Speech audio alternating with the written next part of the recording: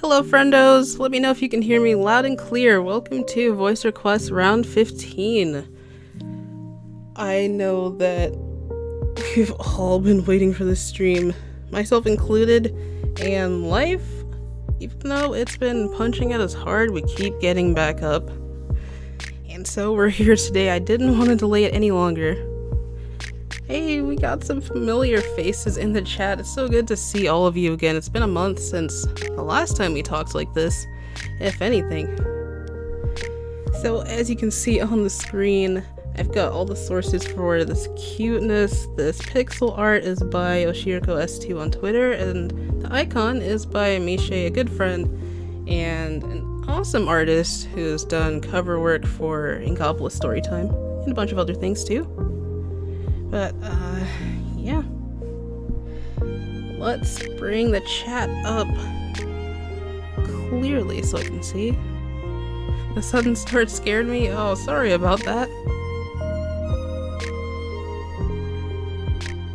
Alright, shout out to our new mods. We have Lauren G, also known as Isalover on the Discord.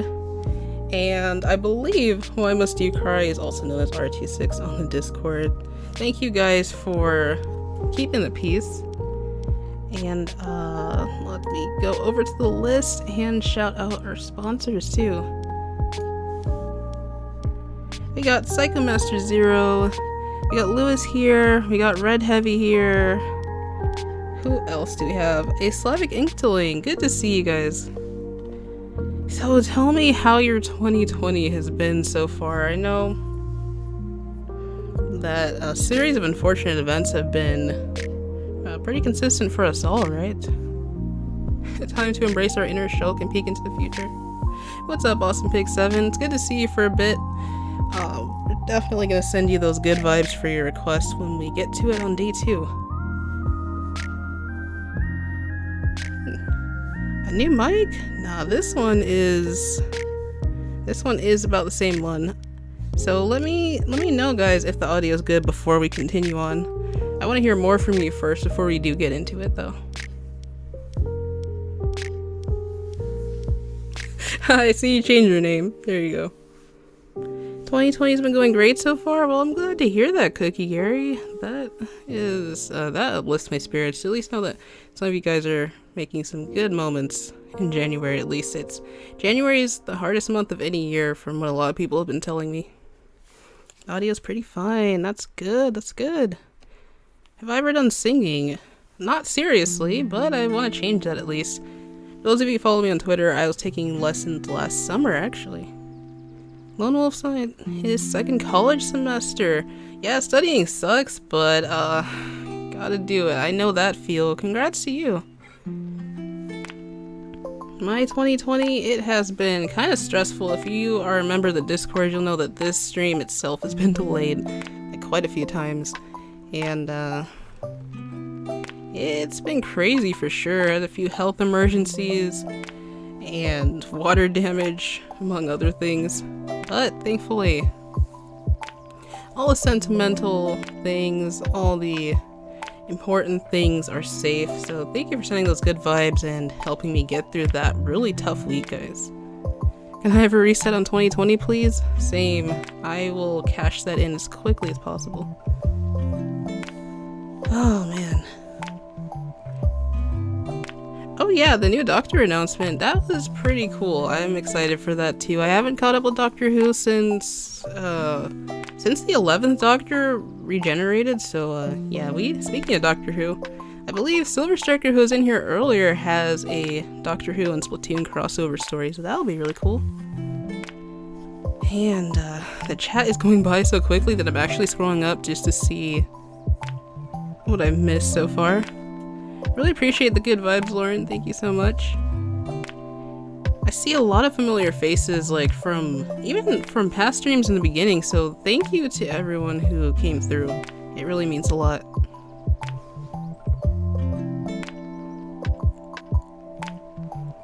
I think this year is a good year to get a Nintendo Switch. If anything, Nintendo just announced that special Animal Crossing bundle yesterday, I believe. And even though I've just got the normal one, I'm sitting here thinking, like, boy, do I want that, you know?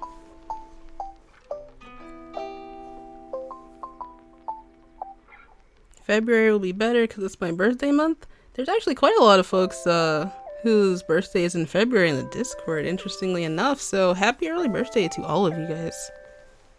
Now we are just doing a vibe check for those of you who are tuning in right now, which reminds me that I haven't actually sent out the notification in the Discord, so I'm gonna do that. I appreciate that little reminder there. Animal Crossing is literally right on the horizon. I'm excited for that and making content with it, hopefully. Yeah, I definitely feel that, Hyper. Vibe is checked, alright. Oh, that's right. I haven't kept up with the Super Bowl ever since Beyonce's performance, so that will tell you how long I haven't actually watched it. Her halftime performance, that is. Your phone vibrated at vibe check? Well, that is cool. Wait, Caddy said this is my first voice request stream. Oh, I don't know if you submitted or if you're just tuning in for the first time with us today, but either way, thank you so much. Alright, so we're looking at the stream health real quick. Let me see how that is. It always takes a little bit of time to truly get going. It is... So far it's giving me like a yellow caution symbol, but it should like even out eventually. Yeah, that always does happen. But yeah, like, we have a couple more minutes before we get started. I always like to warm up just a little bit. So if you guys got any more comments, I'll try and get to as many of them as I can. What's a voice request? So the voice requests are sent in through the Discord. People send me Google documents that are, we've been doing themes since I believe round 11 or so. And so people send them in to me. All the rules are in the Discord, so let me know like halfway through the stream. Let me know if there are any of you interested in joining, and all the information is there. It's gotten to be quite a hectic process as we've built up the rounds over the past few months. So I understand that's not for everyone. But hopefully, if it does interest you, I'll get that Discord invite going pretty soon. Be more motivated to watch if one of my teams is playing? Yeah, possibly. Hey, what's up, Frisk Dreamer? Good to see you. Everyone, how full is Yume's Google Drive with VAs? Yes. Oh man. I will be showing you guys a set list in just a few moments so you can see what we've got going on for the night. If you are on mobile, actually, I believe you should be able to... This stream should do like the pop-out view if you want to click on the document link that's in the chat description. So yeah, any other questions, guys? I'm really glad to know that your 2020 has been either great or it's been alright so far. We'll take those. And hopefully, maybe we can just start 2020 in February for all we know. And to those of you tagging me in the chat, thank you so much. You all have been noticed. I really appreciate it. I'm glad to talk with you all again like this.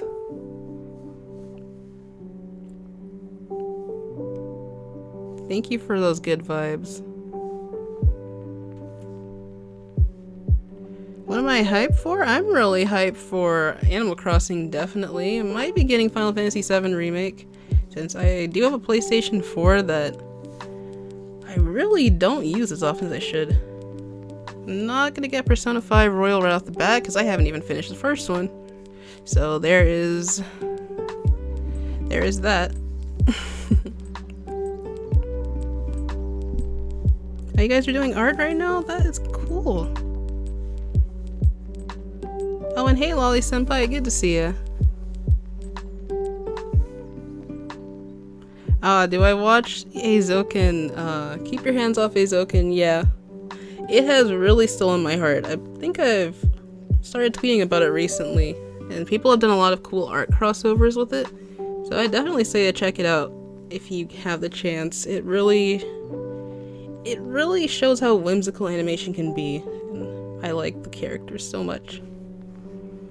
Thank you guys, thank you so much for all those good vibes that are coming through. congrats to whoever's just passed their driver's test. Awesome. Oh, that's Javier. Hey, good to see you. Splatoon 3 hopes for 2020. Hopefully a mention at E3. That would be nice. Maybe another DLC. If anything, like just a small teaser trailer for something that's in production. Because I know it's going to take a couple more years before we get anything at all. A spin-off would be cool too. And I appreciate that CT2864.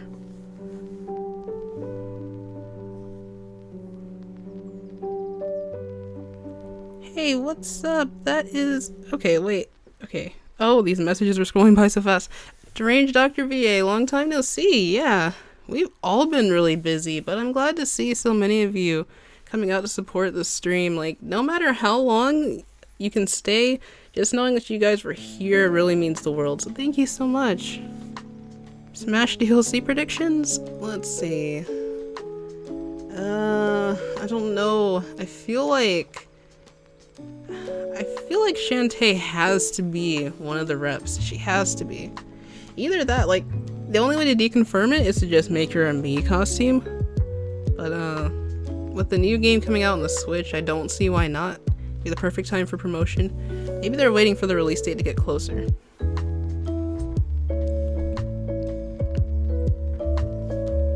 Splatoon 2.5 Electric Woomaloo, I love that. Will I voice in any more Splatoon animations? Sure, if I'm approached by any other creators. I'd love to do that. Honestly, it would be really fun. I've done some in the past.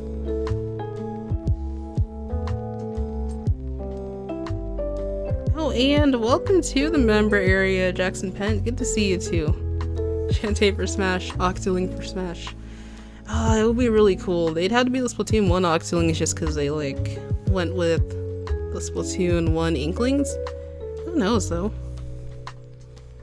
What do I want out of a Splatoon 3 game? Okay, let's have that be the last question for the vibe check section of the stream. So, what I'd love to see is Pearl and Marina coming back with those new music genres that Pearl talked about. I think it'd be cool to see them do, like, R&B or maybe even... I guess because most of their music really is kind of synth already, maybe... Well, no, we already have the chirpy chips for that kind of, like, chiptune-y music. I don't know, maybe something involving dubstep or whatnot. Speaking of, like, music, like, this is totally... It's totally away from Splatoon, but even though they're developed by the same team almost. I want lo-fi in Animal Crossing. I want KK Slider to do a lo-fi song and have that in Animal Crossing. But as for Splatoon, I'm definitely hoping we get like a new storyline where we can choose between 3 characters, because we got our 3 agents now, and there's no secrets that haven't been revealed in Squid Splatoon, at least from what I've seen. I definitely think that we could develop our agents a whole lot more. And the Squid Sisters need their backstory gone into detail in the game, at least. Not just through some story that's updated on the website, but actual cutscenes. Give them the off-the-hook treatment, because, I don't know. They've been through a lot, and it'd be nice to see that, too. I think it'll be cool. Headcanon for Smash, in which Marina was the one who made that Bomb Rush Blush remix. Honestly, yeah. That would be a really cool idea. I mean, if any of you guys have heard that Inkopolis Memorial mixtape that DJ Octavio did, I think that was really dope. And I want to see more from him, maybe. I don't know. Maybe he's gonna like have a SoundCloud or something. Oh, a male duo band for presenting mass would be interesting. Yeah, but then I feel like we'd have like 6 pop stars that are like in the limelight and it'd be a lot to juggle. But yeah, I could see that being interesting. Oh, maybe the only male duo we really have is Despair. They don't really do like heavy vocals, but they are there. Yeah, it was good stuff. And thank you for subscribing, appreciate that. Flaming Grassy, interesting name. I think of Pokemon, grass type Pokemon. And someone's been asking me what's my favorite Pokemon. I have a Bulbasaur plush, so I hope that does say something. Yep, part of the OG squad, even though I haven't played much Pokemon really. I haven't even gotten through much of Sword, honestly, and I got that a couple of months ago. But yeah, there's so much to do and so much to make, so I hope that you'll enjoy these good vibes with me tonight, and hopefully, possibly tomorrow night for day 2. There'll be more information on that as the stream progresses, guys, don't you worry. Oh boy. I'm getting all psyched up because there are some feels tonight. Some laughs and some feels. As always, you guys deliver the wholesome content.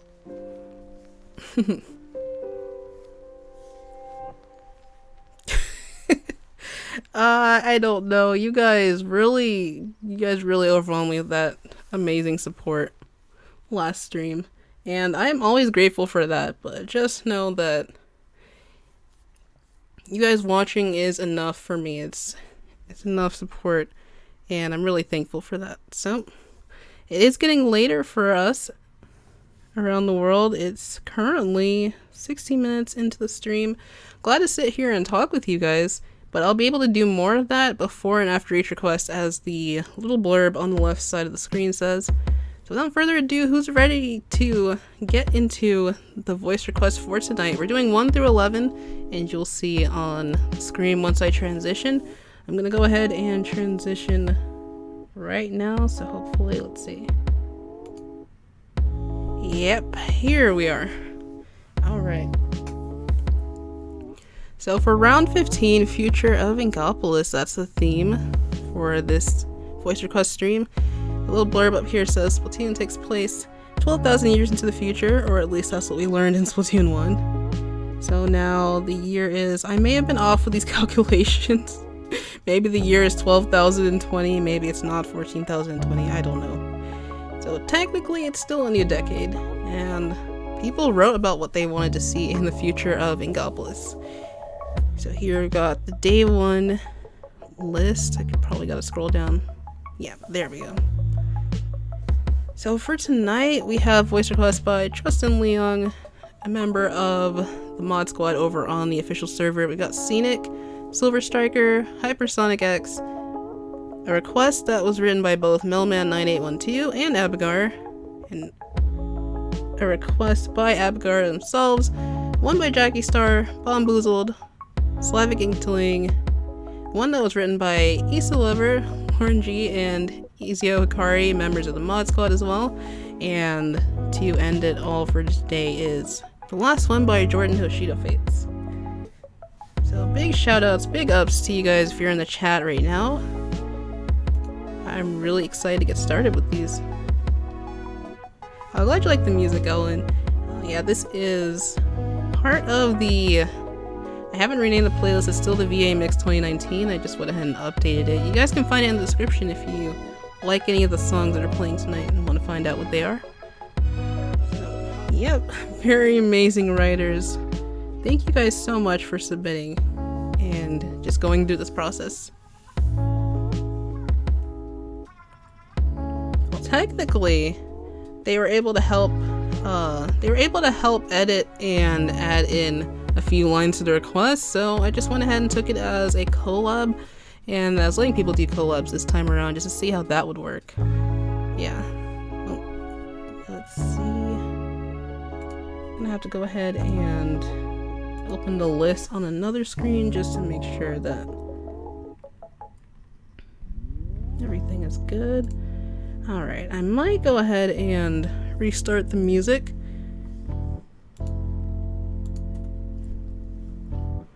Yep, there are quite a lot of people this month, but we did have more last month, indeed. Thanks, Yume, for streaming for all of us to see. Let's get this party started in 1, 2, 3. Alright.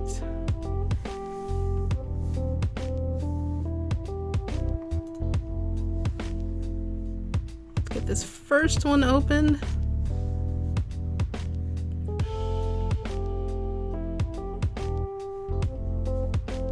Alright guys, without further ado, let's begin with the first one.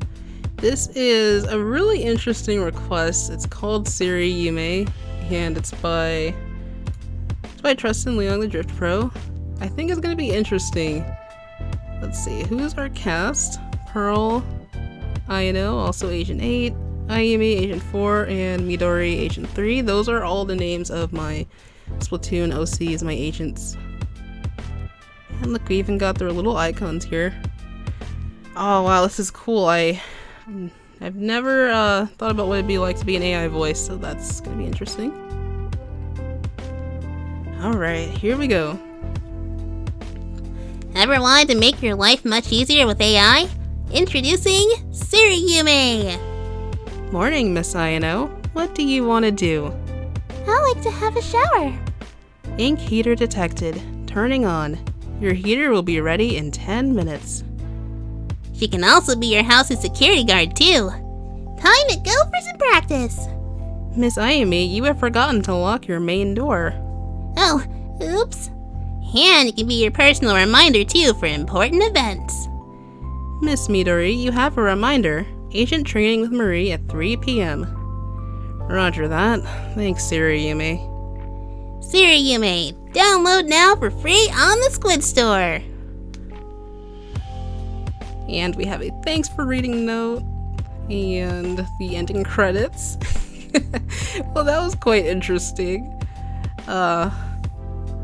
I don't really know how voice actors and actresses are chosen for the official like AI voices on phones or not, but I imagine that it's quite the taxing process having to record a lot of words, and then maybe the software after just does a whole lot of cloning. I'm not really sure how it works, but that was an interesting idea. I'm really loving the trend that I've seen of you guys putting me into the role of Splatoon. Very ambitious crossover. What did you all think of that one? Give Truston the good vibes in the chat. I really enjoyed that. And to answer a question, these requests from the non-channel members are a little bit shorter this time around. We're just shaking things up and starting 2020 fresh. More of an Amazon Yume than a Siri Yume. Oh yeah, like an Alexa. Oh man. I'll have to update my iPad with this new voice. Ah yeah, short and sweet. So thank you for that one, Truston. We got hearts in the chat. We got people wanting to download the app on their phones. Oh man. There are some ambitious crossovers tonight, yes. Yume was a mic all along, I knew it. Oh man. Muck Warfare will always be my jam. Oh, that one slaps. A lot of people on Twitter don't actually like it for some reason. Not putting any names out there, but yeah. Love the blue hearts. Thank you guys so much. Digital voicing, the voice is completely generated without anyone. They are. I know Adobe is working on software like that, so. Alright, I've got to hop over to the other screen if I want to go ahead and highlight, because we're looking at a preview here. Give me 1 second, guys.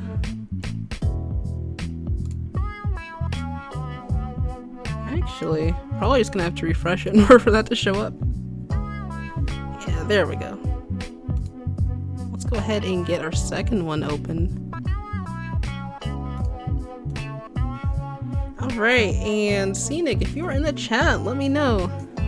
Give us a shout. The second one is all you, fam. A Yume draw stream, yay or nay? I actually, I don't know about that one. I haven't actually done any digital art in years, and I'm trying to slowly get back on that train. Might just pick up a tablet, somewhere in the, probably around the summer. I have a little bit more time, but yeah. Thank you for sharing the good vibes in the chat as always, everybody. So how long will the stream be? Just wondering. We're gonna go until request 11, so it could be at max, I'm thinking 2 hours. Yeah, so all of you who show concern for my voice in round 14, you've been heard, and I'm gonna take care of these vocal cords the best as I can. Oh yeah, this theme is great. It came out around the time of Final Fest, I believe. Yeah, it's by a really cool producer. I'm not really sure how to say the name. Rob TKA. Loved his stuff on SoundCloud for a while. Never thought I'd actually get to interact with them online, so that was pretty awesome. Alright, so on with the new request in the new year. Yes, thank you so much, Lauren. Jabril, what's up? Good to see you as well. Jabril, is also part of the mod squad on Discord, so remind me to get you your role in here, friendo. Alright, so let us continue if you guys are all ready. Appreciate the remember to hydrate comments. Alright, let's make it a little bit bigger. We are here with, this is number 2, Something New by Ceenic. It was the final day of the year in Inkopolis, the end of the year 1419. On the Jumbotron in the square were Pearl and Marina from Off the Hook, concluding their last announcement of the year, accompanied by their special guests, Callie and Marie of the Squid Sisters. So, with the year coming to a close, let's all remember how amazing this one's been. Yeah, we've all had our ups and downs, but I know the new year will be better. Speaking of, have you made your resolution yet, Callie? Well, actually... She notices Marie giving her the look she did when her cousin knew she was about to lie. No, I haven't yet. But I thought it was one of those things you just say but don't actually do.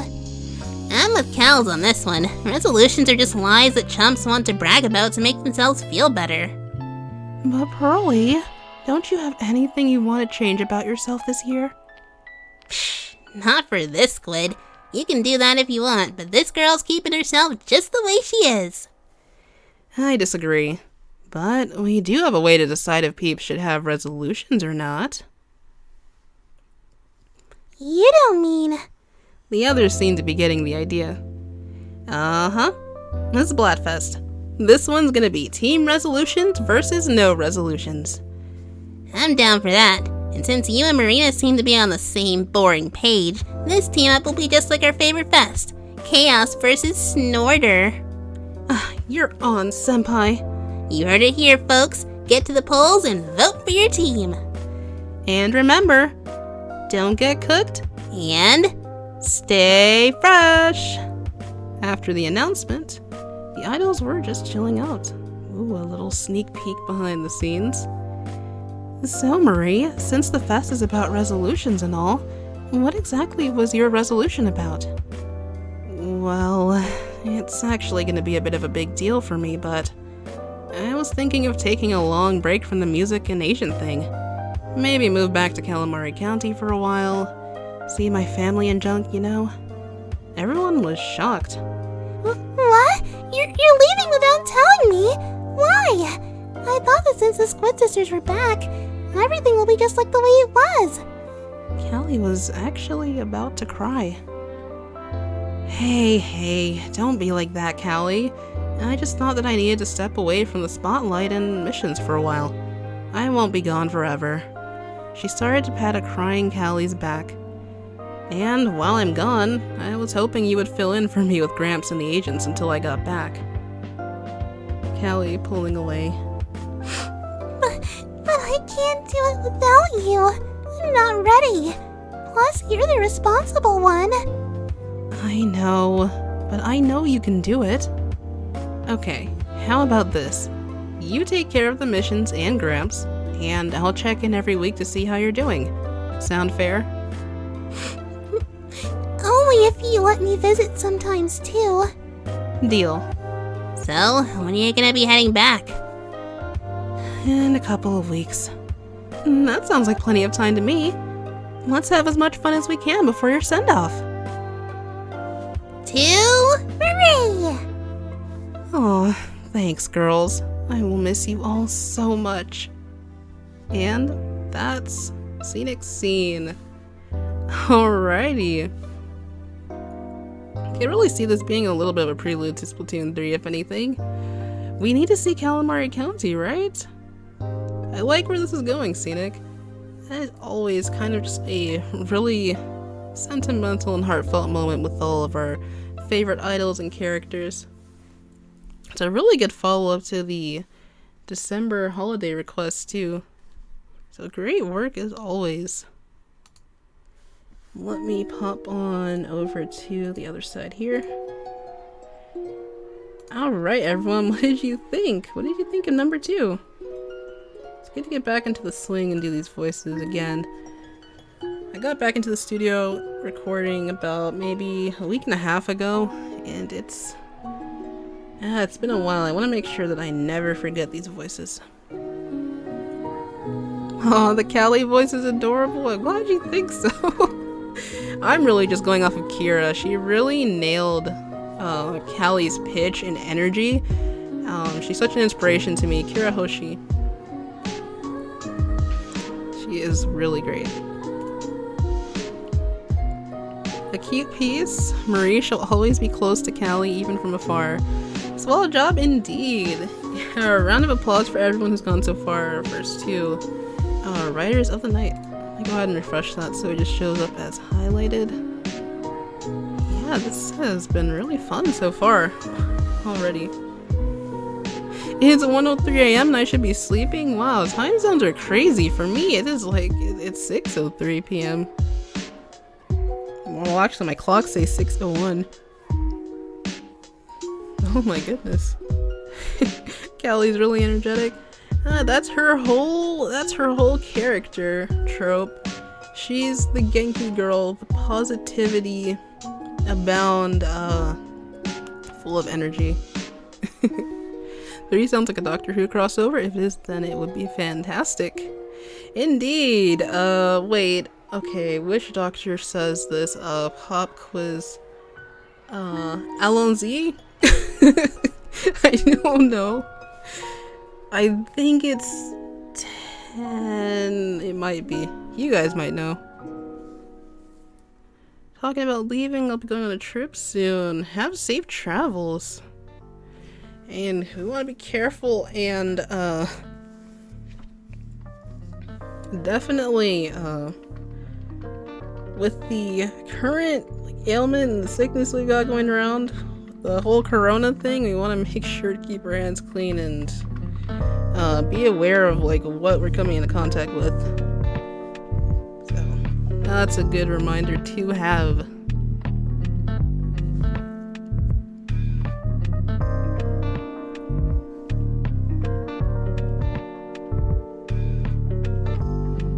I appreciate it. I do try to keep Agent 8 and Callie a little bit apart. It's just requires a conscious effort looking for the right words there. Yeah, and we have rounds of applause in the chat. Her smile is pure. It is indeed.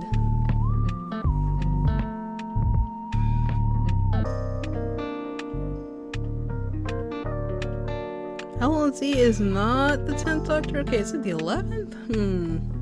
I don't know what his catchphrase was then. We'll see.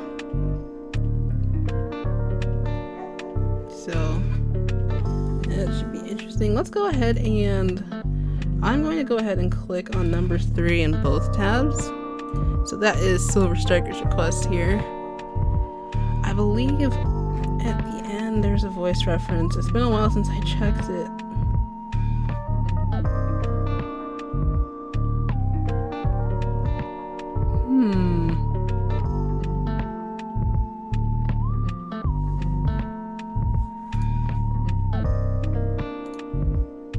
Okay, well, I do have a reference, and it's actually all the way over on my Discord. So I've got to bring up a message real quick. So you guys are gonna hear that in the background as I click on that. Or it's gonna pop up over here. Have you got family? No.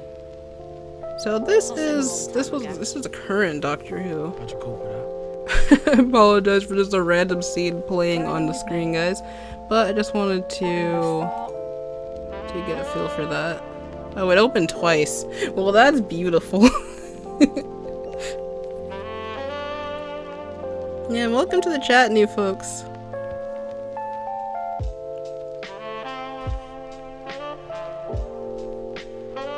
This is the first stream I've been in where someone noticed me. Guys, live stream chats, the way that they operate, it's so hard to get to every single name, and the most interesting comments do pop out naturally.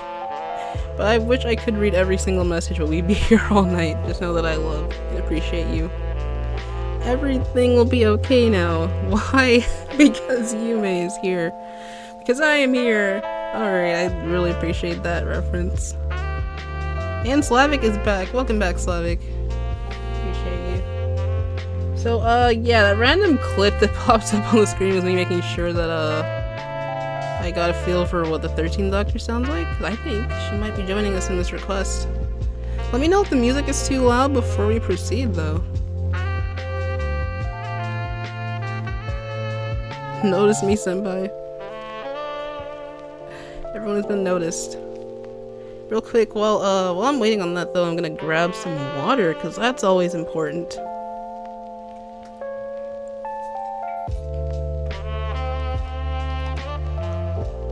So it's good. Someone says it isn't loud. Is it too, what do you call it? Is it too low? That could also be a problem.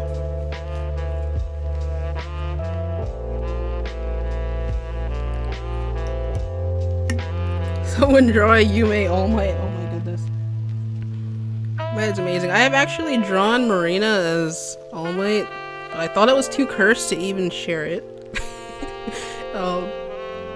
I don't know. If you guys want to see that, I'll post it in the Discord channel or share your art.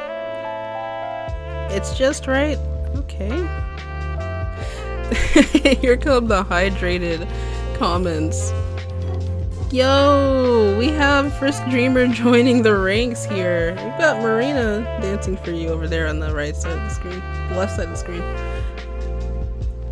I appreciate that so much. Hopefully you join us for round 16 when that hits. I think that the theme will be very interesting. Can't say much now until day 2. But yeah.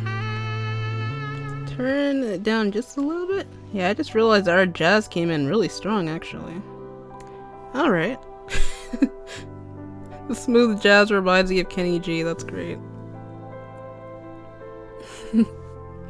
Well, I will indeed post that cursed image later on tonight if I can find it.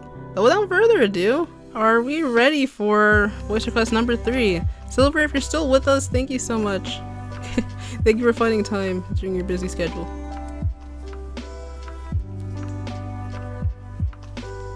But it is very jazzy. Alright, for those of you who have to leave, though, please do take care. Alright, let's get into SlvrStryker's VA request. Number 3, this is The Box in the Square. It was just another morning in Inkopolis Square. The sun was rising, the shops were starting to open up, various Inklings and Octolings were starting to arrive, attempting to mingle while trying to awaken from their groggy states. That is, until they all seemed to notice something right in the middle of the square. Something that wasn't there the night before. Something that didn't seem like it belonged in the first place. The commotion around it was enough to draw off the hook out from their studio into the streets. Alright already, clear the way! Jeez, it's like walking through a crowd at one of our concerts. I don't see what all the fuss is about. Why would a crowd be gathered here this early? What's this exciting for a crowd this size? As the two approached the crowd, they could see what appeared to be the top of something blue that had a light upon it. The top borders all appeared to have some ancient alien wording across it. The rest of the structure, however, was visibly blocked off by the crowd that seemed to keep growing bigger. It's like everyone wants to make a wall. Okay, hang on. Pearl pulled out a normal-sized megaphone, adorned with a crown of course, and began to speak into it. Would y'all just get out of the way already?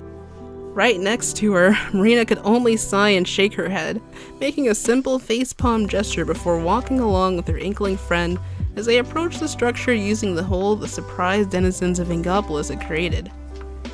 Pearl still on the megaphone. Thanks, yo. As the two walked up to the building, it was plain to see that a couple of jellies were investigating it with their usual poking at it and taking notes method. The building was all blue, roughly the same size as Sean's cart or the nearby phone booth. In fact, it almost looked like the phone booth near the turfing arena, only the interior was covered up by blue wooden paneling with tinted windows lining the top portion of the structure on all four sides. How did a phone booth get here? This is a phone booth? It certainly doesn't seem like a phone booth. Aren't you supposed to see inside this thing from the outside? I'm pretty sure this is a phone booth. An old one at that.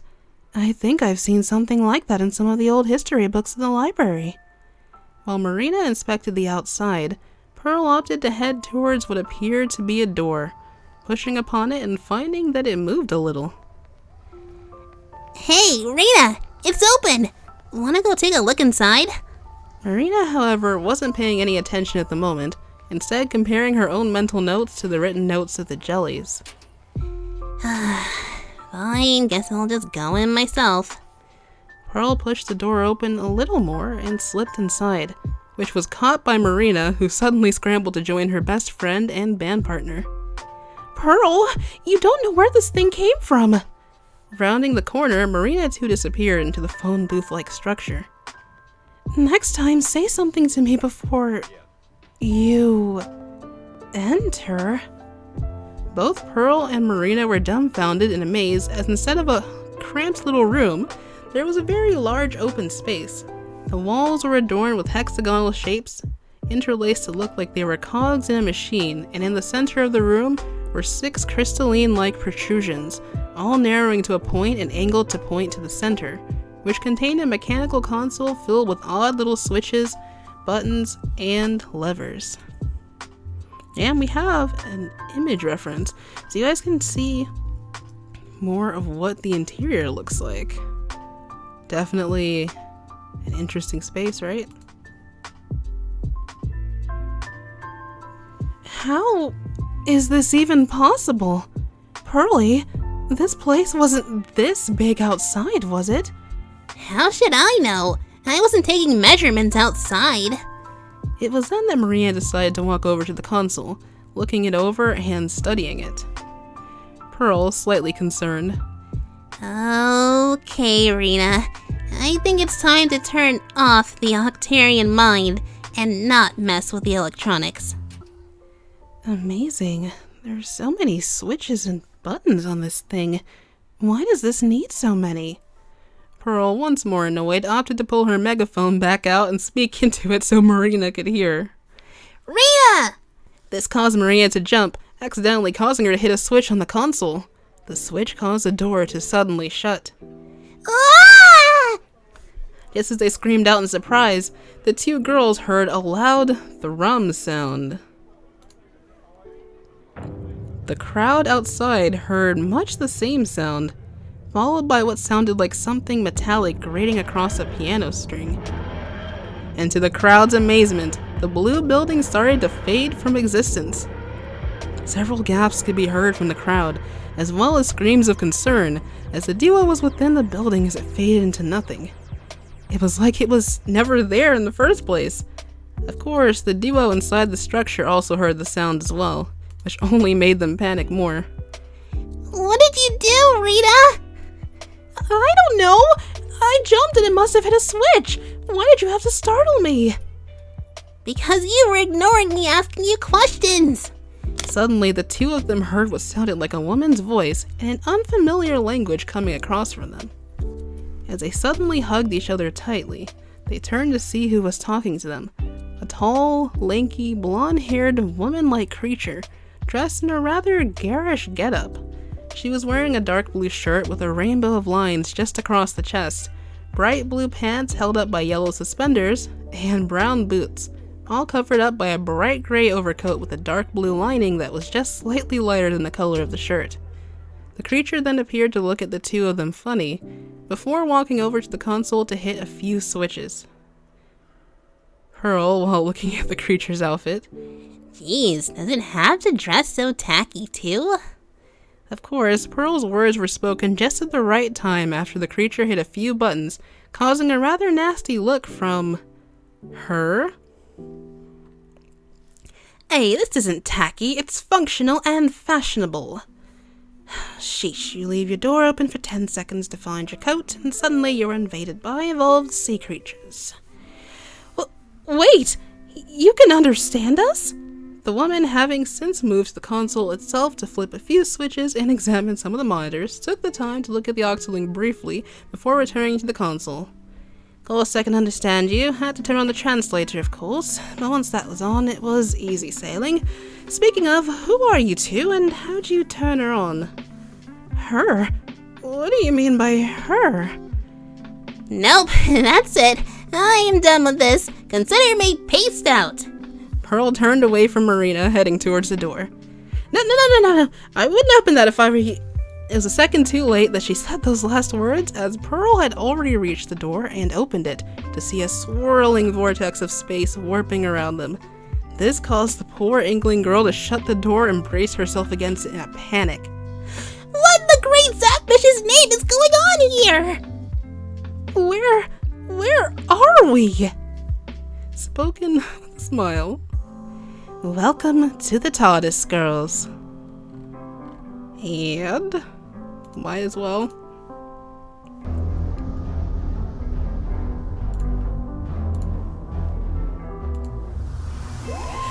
Here you go, just for a little bit.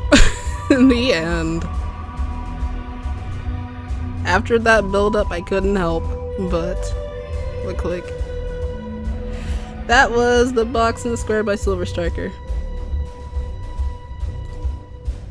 Woo! Okay, well, hopefully I did the 13th Doctor justice. It was definitely quite fun, and I've always thought about time travel in Splatoon, so this was fun. This was a real treat. The Sahuvian and me really popped out. Ooh. Glad you guys like the accent. It has been quite a while. Probably the last time we had Zelda in the script was probably the last time that you guys heard that from me. So, woo! Round of applause for SlvrStryker. That was really amazing. That was great. And Pearl was so herself in this script that, yeah. The MC Princess really jumped through the screen. No DeLorean. Oh, I think that will actually make an appearance on day 2.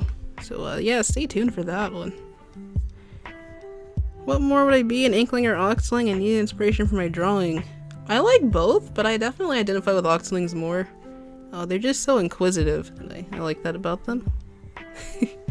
Oh, I'm definitely interested in getting back into Doctor Who, especially with that recent announcement.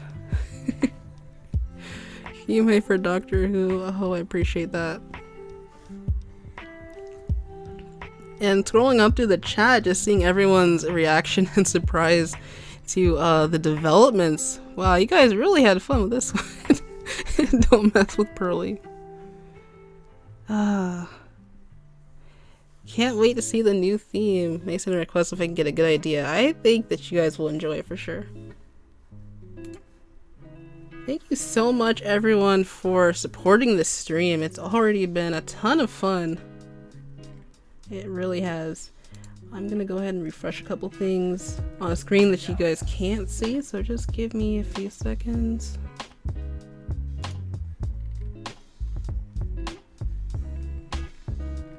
Alright, so far, I know there's been a couple of people saying that things are buffering, but I think the stream is, it's kind of still giving me yellow on my end. Hopefully it progresses a lot better throughout the night. We're still only just getting started.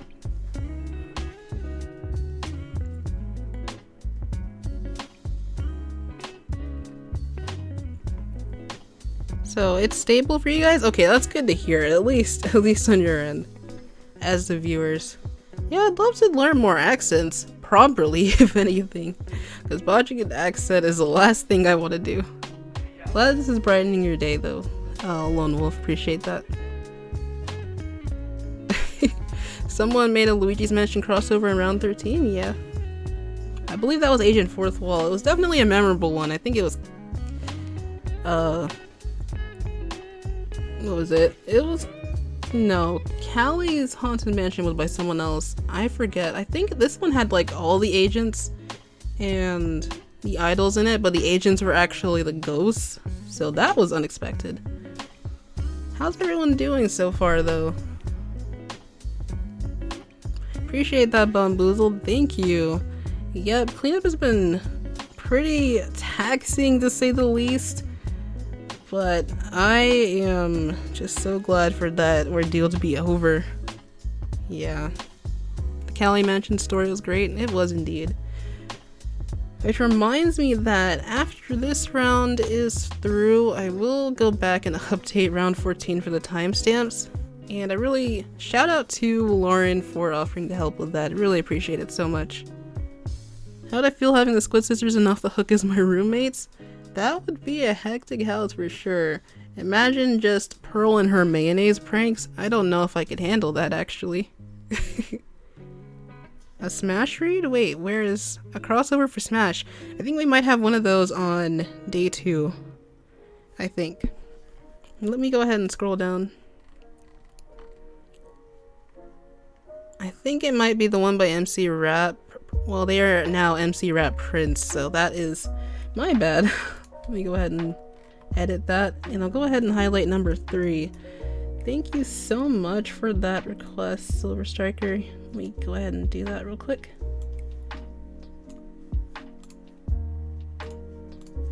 And I'm gonna have to refresh. But yeah, day 2?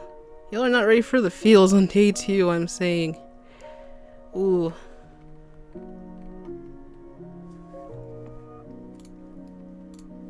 I might as well take this time to go ahead and hydrate for number 4. Because number 4! Y'all are not ready for that one actually either. I felt like it would go perfectly after a time travel story, just saying.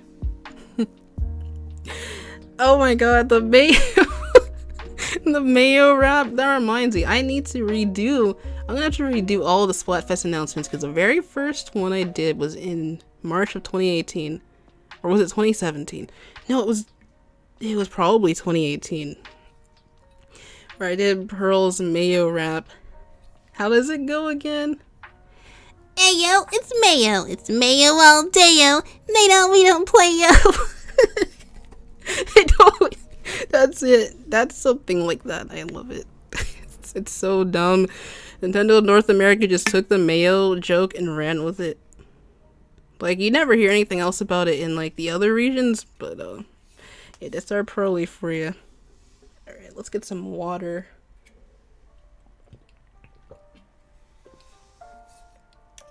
Yeah, prepare your hearts.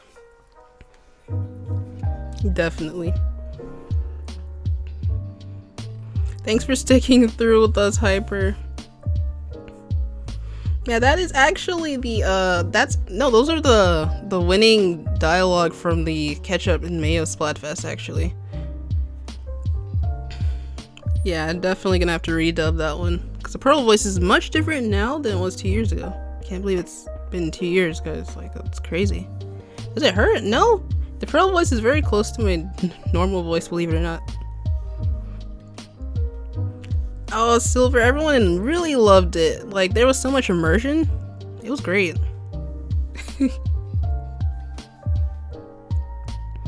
Don't laugh while drinking. Oh yeah, if it goes down the wrong pipe, that is pain. Oh yeah, Bomboozled came in with the last part. Best get out my headspace because I'm coming with that cray flow. Yeah, that's it. Okay, yeah.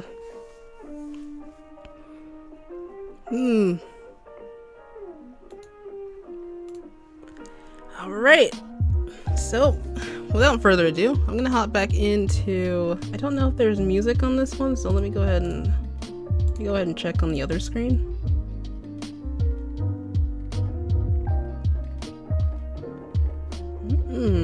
Okay, it doesn't look like it.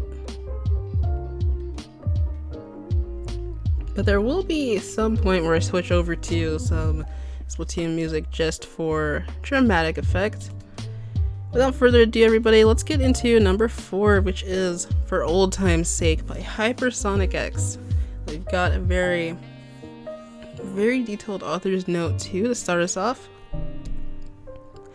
So, to me, it's always been more or less a fixed belief that Pearl would take over her father's business once he retired, and that Marina would have known this, and they'd have agreed to stop their music career together at that point, for the sake of not growing apart. This VA request theme gave me an opportunity to explore this, and that's sort of where this idea came from. Everything related to the agents in the Squid Beast Splatoon I came up with only for this request, and it's evidently not in concordance with whatever may happen in future Splatoon titles or even my actual headcanon. For additional context, my feeling is that Inkopolis is where Tokyo once was, therefore it's on an island, and there's several other cities like it on the Asian mainland. This features Pearl, Marina, Agent 8, and one line for Grizz, set just over 20 years after the Final Fest. Oh boy, got that big time skip in here, and some theories that I think may as well just be confirmed, honestly. Especially with Inkopolis Tower looking more like Tokyo Tower too. Yep. Alright, here we go. A warm spring day just after midday in Inkopolis. 20 years of changing trends had left Inkopolis Square no longer the center of turf war culture, and instead the square was now a dignified, quiet neighborhood with several design shops and sweet cafes. Marina was seated at one of them, by herself, expecting more arrivals. Age had been quite kind to her, even if her days as Inkopolis' heartthrob were long past her, and she'd filled out a little. Think Melanie from Pokemon Sword and Shield. A short inkling came walking quickly onto the square and took her seat next to Marina. Sorry I'm late. Pearl sighed as she took off her business jacket, hung it on her chair, and sat down. Meeting dragged out. Pearl was still the diminutive, skinny inkling she'd been since her rise to prominence as a rapper, and aside from an ever-deepening furrow on her forehead, she hadn't aged a day. She blamed that furrow on the stress of managing her late father's business empire. "That's alright. She's not here yet," Marina replied. "I hope she's fine. I've been worried sick," she said in the motherly tone she tended to have when reminiscing. She's got some explaining to do, Pearl replied much more strictly. "How was work today?" Marina asked, sipping her herbal tea. "I hope you can make it home for dinner for a change." Yeah, no worries. I took the rest of the day off, Pearl assured her as she ordered a cappuccino. Even if this goes south, I'm all for spending the rest of the day with ya. Pearl teased with a peck on Marina's nose. Marina blushed and giggled quietly. "You didn't have to, Pearlie, as long as you won't forget our anniversary." You won't let me, Pearl clarified. but I wouldn't forget it anyway. She sighed and looked up at Deca Tower. God, has it really been 20 years since we got married?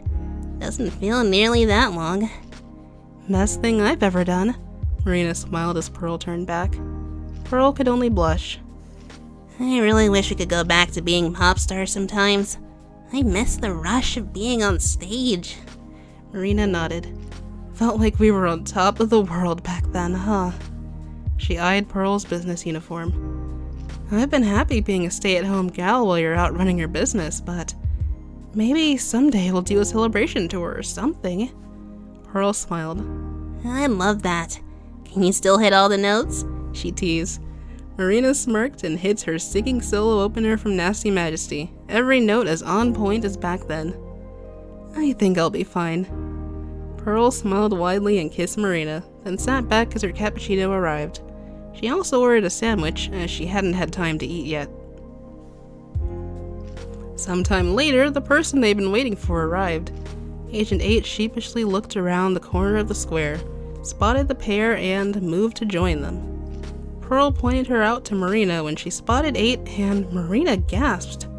Agent 8 looked gaunt and ghostly pale, with a number of scars on her limbs and her tentacles disheveled and of uneven length.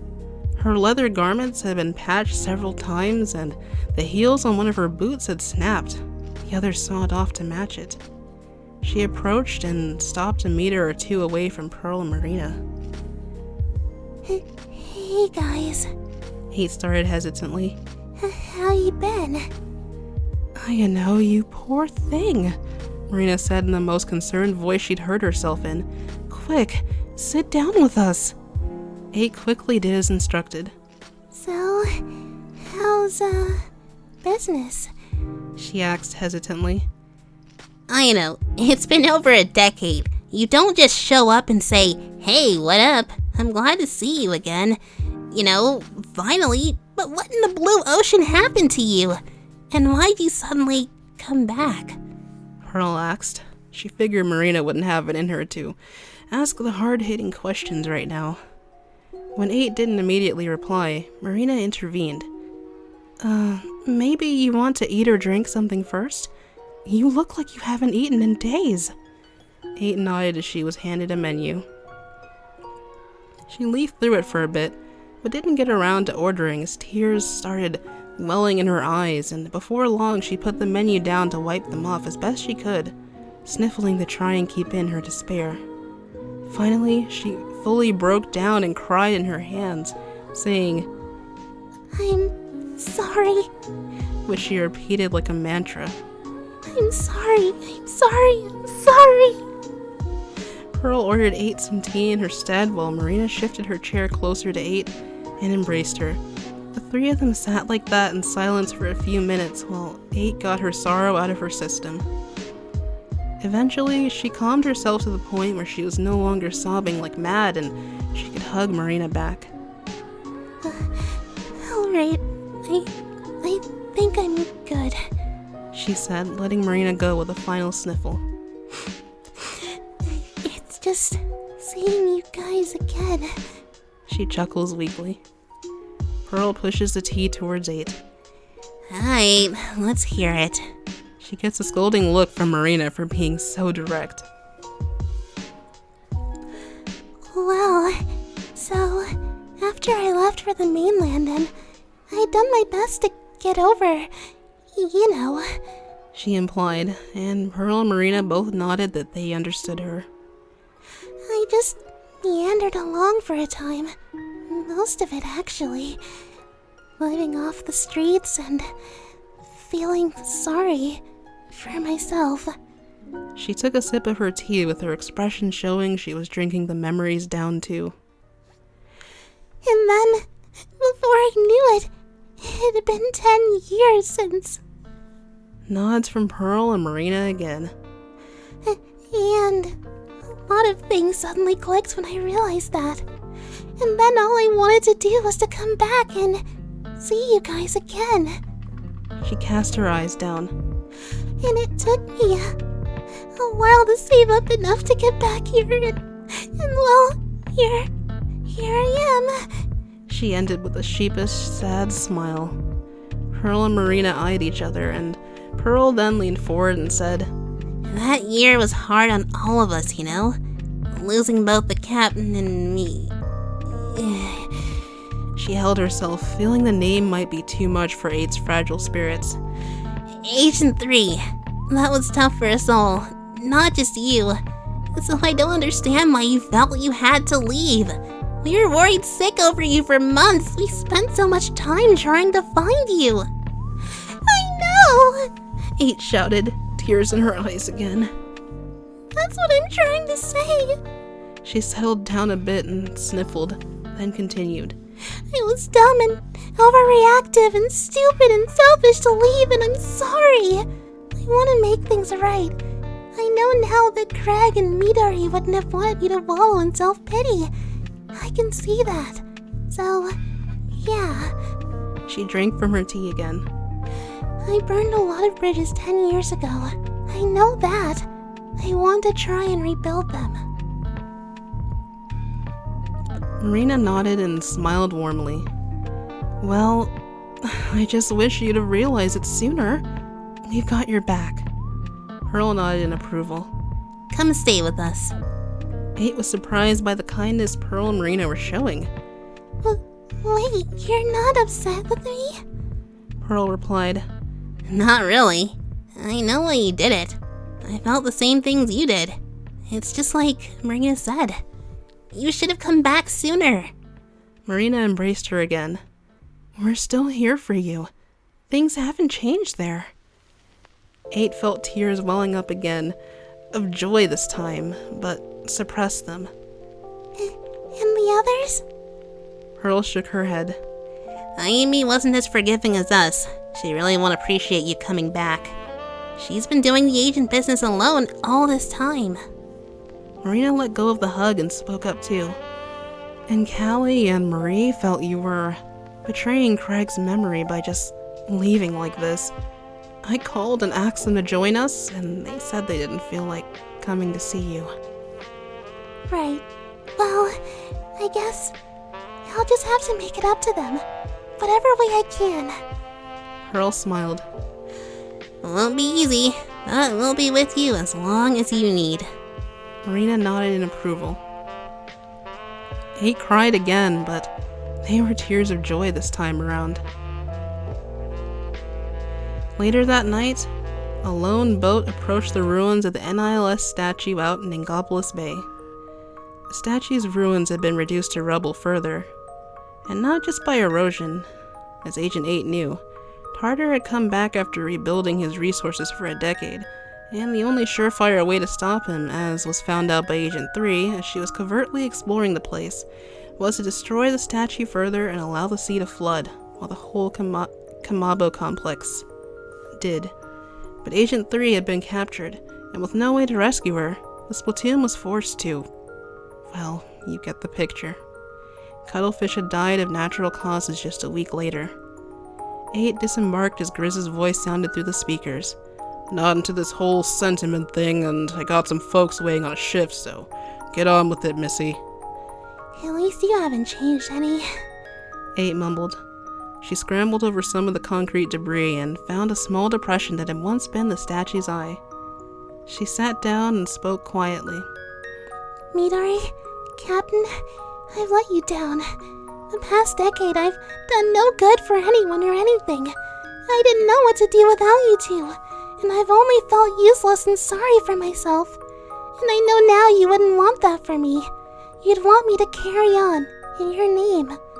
I've left Ayumi to this job alone for too long. I will make you both proud of me again. Everything I will do this next decade, I will do to honor you both. You have my word, she said, determined, wiping a tear from her face. She got up and walked back to the boat, leaving behind 2 flowers and a 20-year-old framed picture, showing 5 cephalings celebrating a victory over the ruins of a wrecked statue. May the new year bring you all the best. HyperSonicX. Dang. Oh. Ugh, I gotta try so hard not to cry. Oh, goodness. Oh. Thank you for the donation to Nebris. Finally, after a long month, we're blessed today, friends. Thank you, Yume. Sorry, I got so into the reading that I didn't see it. Oh, boy. Who is Midori? She's my Agent 3, as Hyper wrote into the story. HyperSonic, I read this beforehand, and I, actually voice acting it really took it out of me. The feel snatched. Oh, God. Oh, God. My chest feels so heavy, my dude. Oh, thank you so much for that accolade. No, your writing was insane. Oh my goodness, characterization of them 20 years later, it fits. It was amazing. Round of applause for Hyper. Thank you so much. And hey, what's up, Yukimura? We all need hugs in the chat, right? I told you guys you wouldn't be ready. I was not ready. I thought I was ready. I was not ready. My body was not ready. My feels are not ready. Woo. I just love all the kind comments here. You guys are so supportive. As I'm scrolling up and seeing the reactions to the developments, oh, wow. Yeah, the Perlina is definitely confirmed, true, but oh, I see the Marina's Melanie comments, and oh boy. Yeah, Marina is kind of, I always felt that Maria was closer to my voice than Marina, because Marina's has like a slight like wave to it, if that makes sense. Like, she always says things in more of a like concerned tone, and it's because the idea for that is her eyebrows. Like, in her character design, she always looks like so concerned about something, and I guess it's the fact that she doesn't want people to realize she's an Octoling, which Inkopolis is so oblivious. Even Pearl was for some time. That that was so emotional, it was.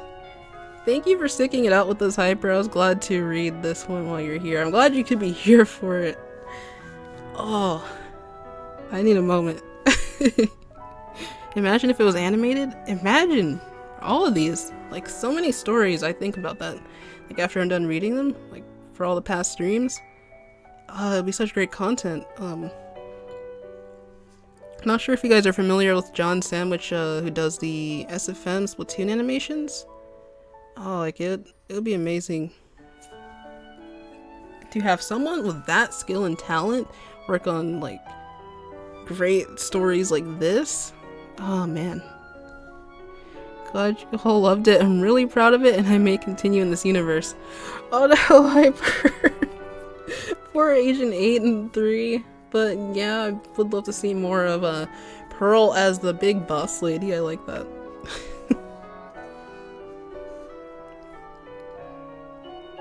Such an amazing tale. Yume and John Sandwich collab would be legendary. Oh man, I would love to get in touch with them. They're not really active on Twitter, but maybe one day we will pull through and it might happen.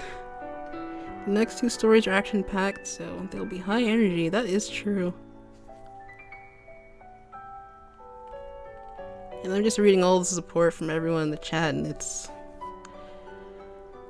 really getting me right in the feels. I'm gonna go ahead and highlight that here. I had to bring in that Calamari incantation just for the extra feels. Had to do that. Right now we're currently an hour and 12 minutes into the stream, so we gotta keep on chugging. I'm gonna go ahead and drink some more water. We'll see.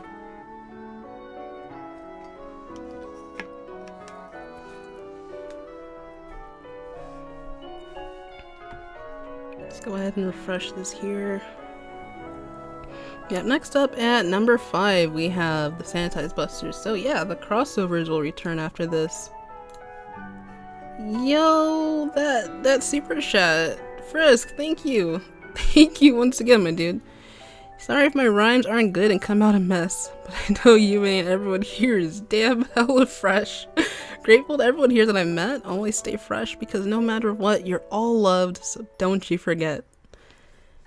Yeah, words of wisdom and words of... Oh man, I can't even find the right words. Truer words. Truer words. Haven't been spoken. That's... When will I recover? When will my feels recover? Soundtrack selection was on point. Glad you liked it. Alright, Hyper. Well, have a good night, and especially those of you in the UK, I know it is pretty late for you, so take care of yourselves, and hope you get some good sleep. Thank you again. Thank you so much.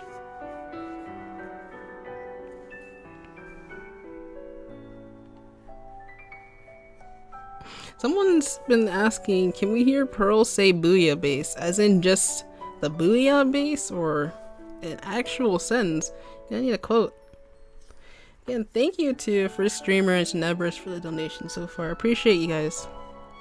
Let's go ahead and get number 5 open. I need to see if it has any links that I'll have to click on. Should let me do that on the other screen. Maybe we'll go ahead and change out this music. Oh, there is some links in here. Okay, cool. Gotta have it open on the other side.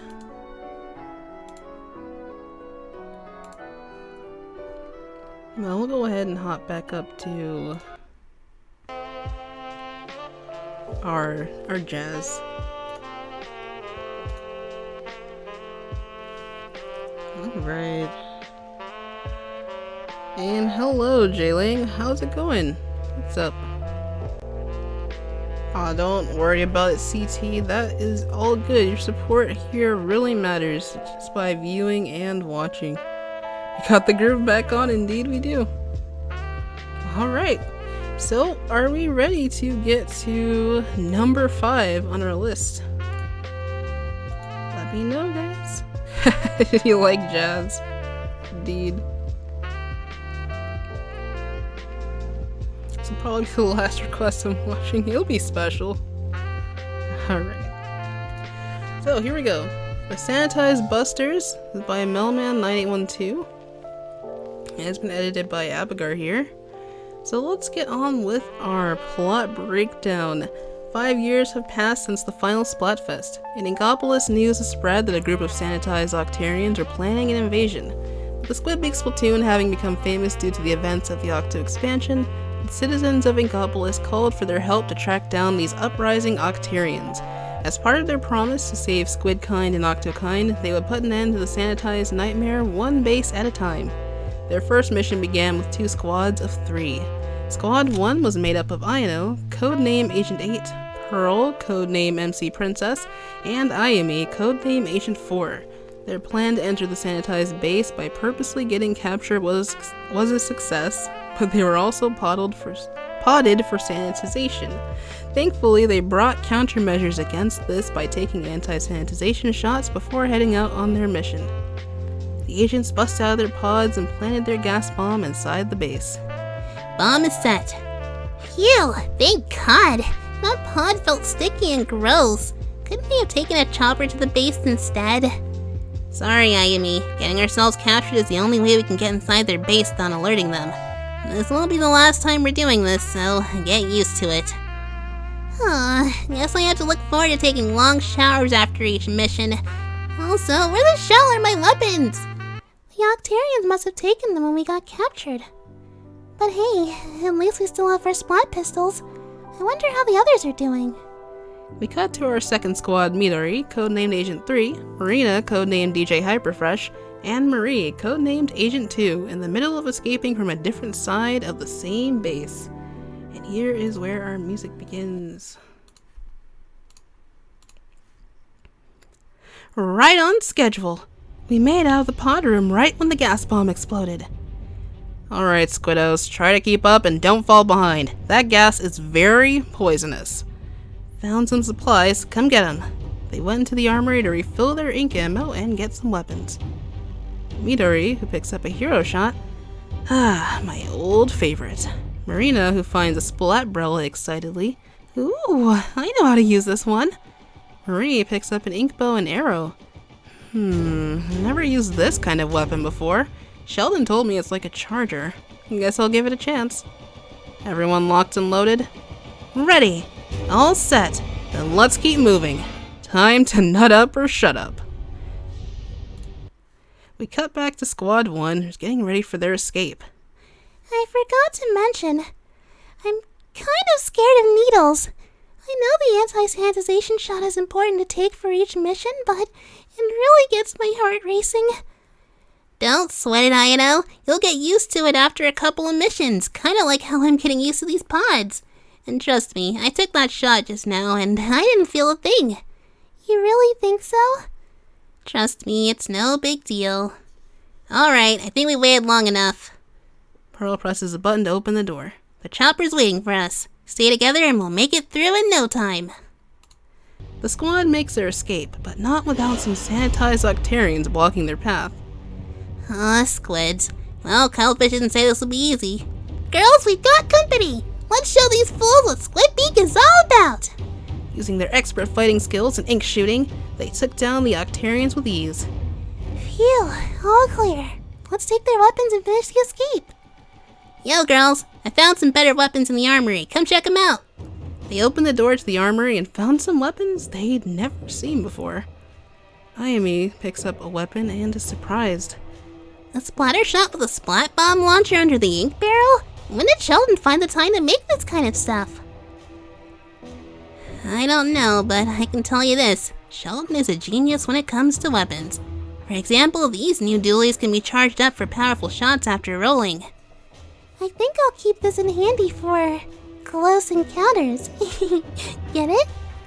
Heh, see what you did there, Ayano. The bomb then explodes. Alright, enough sea-horsing around. That's our bomb going off. We need to go. They resume their journey to the exit, testing their newfound weapons on the Octarians along the way. Meanwhile, things aren't looking too good for Squad 2. Guys, I'm pinned down. I could use some help here. I'm on my way, Marie. Marina heads to help Marie, but is suddenly ambushed by a sanitized Octoling. Ah! Midori! Help! It's got me! Shiokara, I'm coming, Marina. Midori manages to find Marina and splats the Octoling. Thank you, Midori. Oh, Carp! Marie! I'm down and I can't get up. They're closing in. After getting shot with her own weapon, Marie lets out a gasp of shock. Marie! Dang it. It's okay, Marina. We have a respawn point in the base. Marina, what are you doing? An enraged Marina splats the remaining enemies and picks up Marie's splat bow. No one, and I mean no one, messes with my friends. Whoa, remind me not to get you mad, eh, Marina? Sorry you had to see that. Now, what'd you say about a respawn point? The two kept moving. After finding a hidden spawn point, they revived Marie. Okay, that was bullfish. Thanks for saving me. Oh, I'm so sorry. I wish I could have helped you, but that Octoling came out of nowhere and... Don't worry about it. Being an agent isn't easy on the legs, I can tell you that much. I guess so. Oh, and you drop this. She hands a splat bow back to Marie. I found the safe room. Everyone inside. The three head inside the safe room as we cut back to Squad 1, who have also found theirs. We're all in. Shut the door. Woo! We're still alive! So far, so good. We now hear a PA speaker. Decontamination is mandatory. The three head into their shower cubicles. Eep, that's a bit cold. You okay there, 8? I'm fine. Just getting some deep sea metro vibes from this place. At least you don't have to worry about failing any tests anymore. Don't remind me. As the three stock up on ink, Callie radios in. I can see you and other squad signal. I'll meet you guys at the helipad. Gotcha, Cal. We'll meet you at extraction. Okay, girls. Looks like Rena and the others are doing alright on their end. Let's refill our ink while we can. Warning, chamber has been breached. Doors opening in 3, 2, 1. Alright, back to the action. They fought their way to the halfway point, and from there they encountered a sanitized octo-sniper with a squad of sanitized octolings. Watch out, yo. We got a sniper ahead and they brought the cavalry. I'll take care of the sniper. Cover me. As Pearl and Ayano splatter some sanitized octolings, the sniper begins to target Ayano. Hey, look out! Pearl successfully pushes Ayano out of danger, but got hit by the sniper in the process. Carp! Miss Pearl! Ayano rushes to Pearl to aid her, while Ayumi finally splats the sniper. Snipe that, you sanitized coward! She spots Pearl laying down in pain. Oh no! Pearl! Miss Pearl, are you okay? Please say something! How badly did I get hit? Well, it could be worse. I think you'll be okay. You think? Real helpful, therefore. Hang on, Miss Pearl. This might sting. Ayano gives Pearl a shot of adrenaline. Ah! Jeez, you were right about the stinging. Can you stand up? Yeah, thanks, 8. No, Miss Pearl. Thank you for saving my life. If you hadn't pushed me out of the way, I'd probably be dead right about now. Heh, no problem, yo. Now come on, the chopper's waiting for us. They advance to the helipad, where they meet up with the other squad. Look, there's 4 in the others! Pearly, you made it! Marina runs up to Pearl and gives her a big hug. You know I always do, Marina. Sorry to break the reunion, but we should start sealing this base. That way we can trap them inside with the gas. Way ahead of ya. Ayumi pulls the lever to shut the door. Okay, this is it. Don't let a single one get away. They fought back the rest of the sanitized Octarians until the door shut. Booyah! Sanitized base destroyed. Now get to the chopper.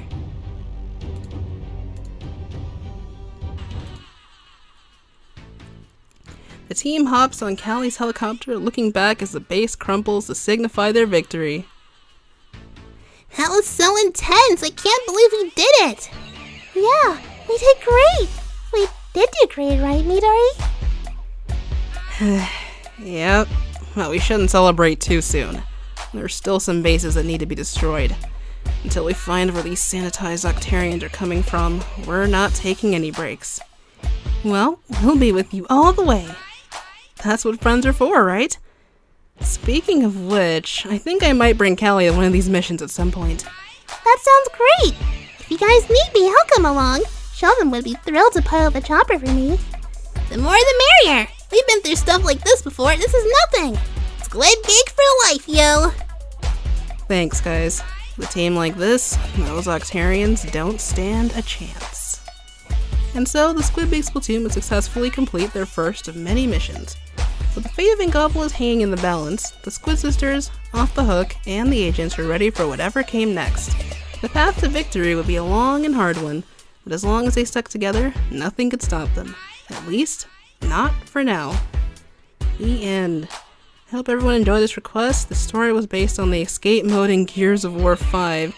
Since it took place in the Splatoon universe, I thought about calling it Gears of Woomy. Anyway, enjoy the rest of tonight's stream, and I'll be back with more requests by yours truly, friendos. And we have an editor's note. So, AbaGar says, it's the 3rd time that he's worked with Melman. Guy is not disappointed with his ideas. Never thought I'd see a Splatoon crossover with Gears of War. That isn't the only video game crossover you'll be seeing tonight. So, shoutouts to Melman and all the friendos watching the stream. Enjoy the rest of the futuristic awesomeness. Cake is a lie. Haha, stay fresh. Ooh, alright. I did not expect the second track, that's for sure. This was definitely interesting. And definitely quite what do you call it? It's not, the word I'm looking for is not action-packed, but very suspenseful. That's the word I'm looking for. So the title of the Sanitized Busters, I actually had no idea what I was going into because I didn't read this one beforehand, and it was definitely something that I'd love to see for a new DLC if we get to have all the characters to play with like that. Like, can you imagine how awesome that would be? Definitely. Alright, so let us see where we are. Okay, we're currently an hour and 30 minutes. So that means that I've got to take a quick break for this, but friendos in the chat, let Melman and AbaGar know what you thought of their scripts. Now let's bring the chat back up. Thank you for that donation, Jailing. I could not see it as I was currently on the other window, but I really appreciate that. I wish I could have seen when it came through. Thank you so much there. Really appreciate it. And everyone coming through with that positivity and love. Interesting music. It didn't make me cry. Well, it was definitely more of an action scene, so no feels in this one. We'll see. Stuff's getting legit with this music. Yeah, I didn't see that coming as well. Music slaps. Yeah, but great job, both of you. And we have AbaGar's solo request coming up right after this break. I'm sorry that I've got to go. There's something you should all know. Thank you all for my first memory of 2020, filled with love and laughter. I pray all your days are sunny. Frisk with the awesome raps, with the amazing rhymes. As always, thanks for blessing your nights. We'll see you all around. Hey, and Mr. Purple is now chiming in. How are you doing? You're actually about to take a quick break so that I can rest my voice for a little bit and we can get to the rest of the requests for the night. Wow. I can't believe it's already been 90 minutes, guys. Yeah, it's crazy. Time flies when you're having fun. At least I'll be able to recover for a little bit now. Yeah, I will go ahead and put on... I'm actually going to put on... Give me a second to look for it.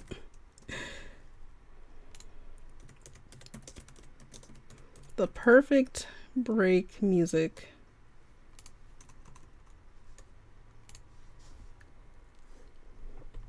Alright, so yeah, you guys have been sticking with me throughout the night, and I really appreciate y'all are troopers. I'm gonna be right back. You guys are gonna see like a little splash page pop up. It's a normal one this time around, as I didn't know what compilation of videos I wanted to go with. But please bear with me, and I will be back shortly. So thank you so much for your support, everybody.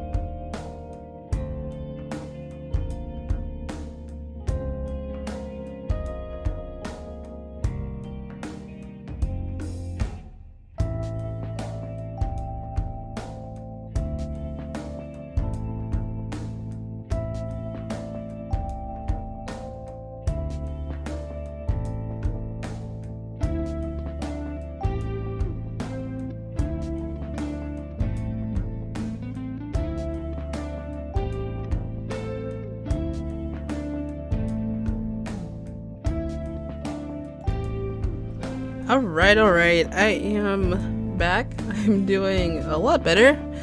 I have a bag of cough drops with me just for the occasion. But the thing is, when you take a cough drop and then you drink water, you get that menthol just absolutely snatching your throat. So yeah, I gotta deal with that for a little bit. How's everybody doing though? After that little short respite, that little break there. Oh, thank you for the warm welcomes. Thank you so much, everybody. The Hail Hydrate meme is going strong as always. Yes, indeed, there was much hydration going on, and got some good stretches in, and I'm ready to articulate for these next voice requests 6 through 11 on our screen. Adrian says, I'm from the Squidmas live stream. Thank you for those well wishes. Good to see you again. Yep, gotta take care of those vocal cords, everybody. And glad to hear it, Mr. Purple. Oh boy. If everyone was not prepared for HyperSonic's story tonight, then they are definitely not ready for Mr. Purple's. They're not ready for Jules, the remixer story. Oh my goodness. I lined them up in a certain way, if anything. Man, I absolutely cannot wait. If anything, the reactions are really one of the best parts of doing this. So, I want to give another round of applause to Millman and AbaGar. We're going into AbaGar's story next, which, just going by the title, should see there's a bit of a reference there. I believe that there is some music to accompany it, so we're gonna go ahead and stow the Persona music for a little bit.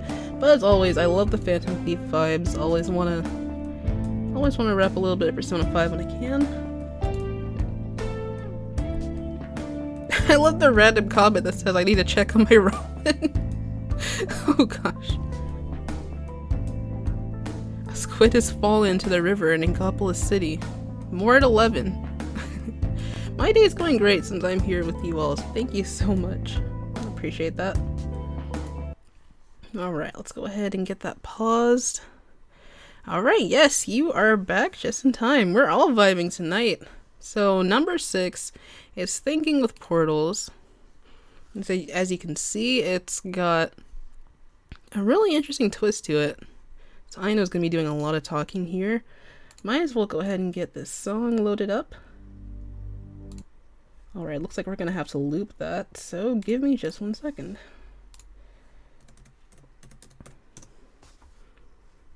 Here we are.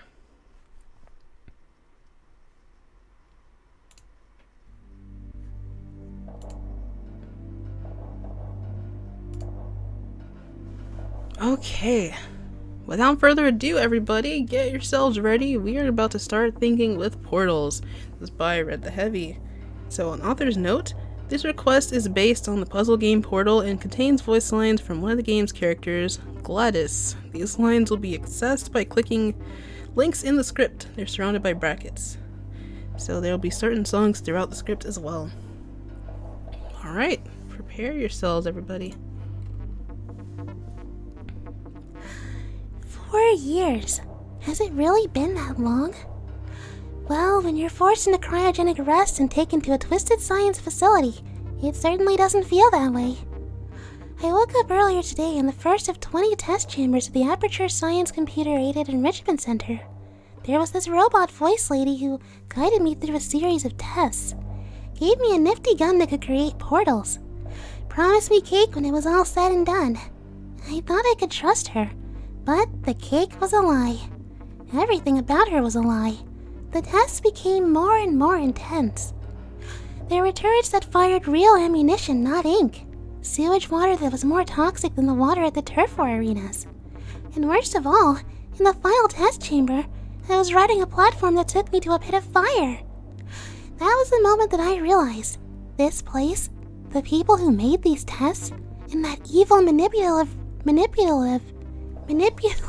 robot lady, they all want me dead. But I wouldn't let them have their way. I escaped that fiery pit. I went to the forbidden parts of this dark facility, and now I'm steps away from the robot who wants to kill me. This is my chance to prove that I am no longer a scared octoling who doesn't know their place in life. I am Ayano. I am the Octoling that you wish you never woke up. Because this portal gun is all I need to defeat you. Prepare yourself, you psychopathic robot, because I am about to have my cake and eat it too.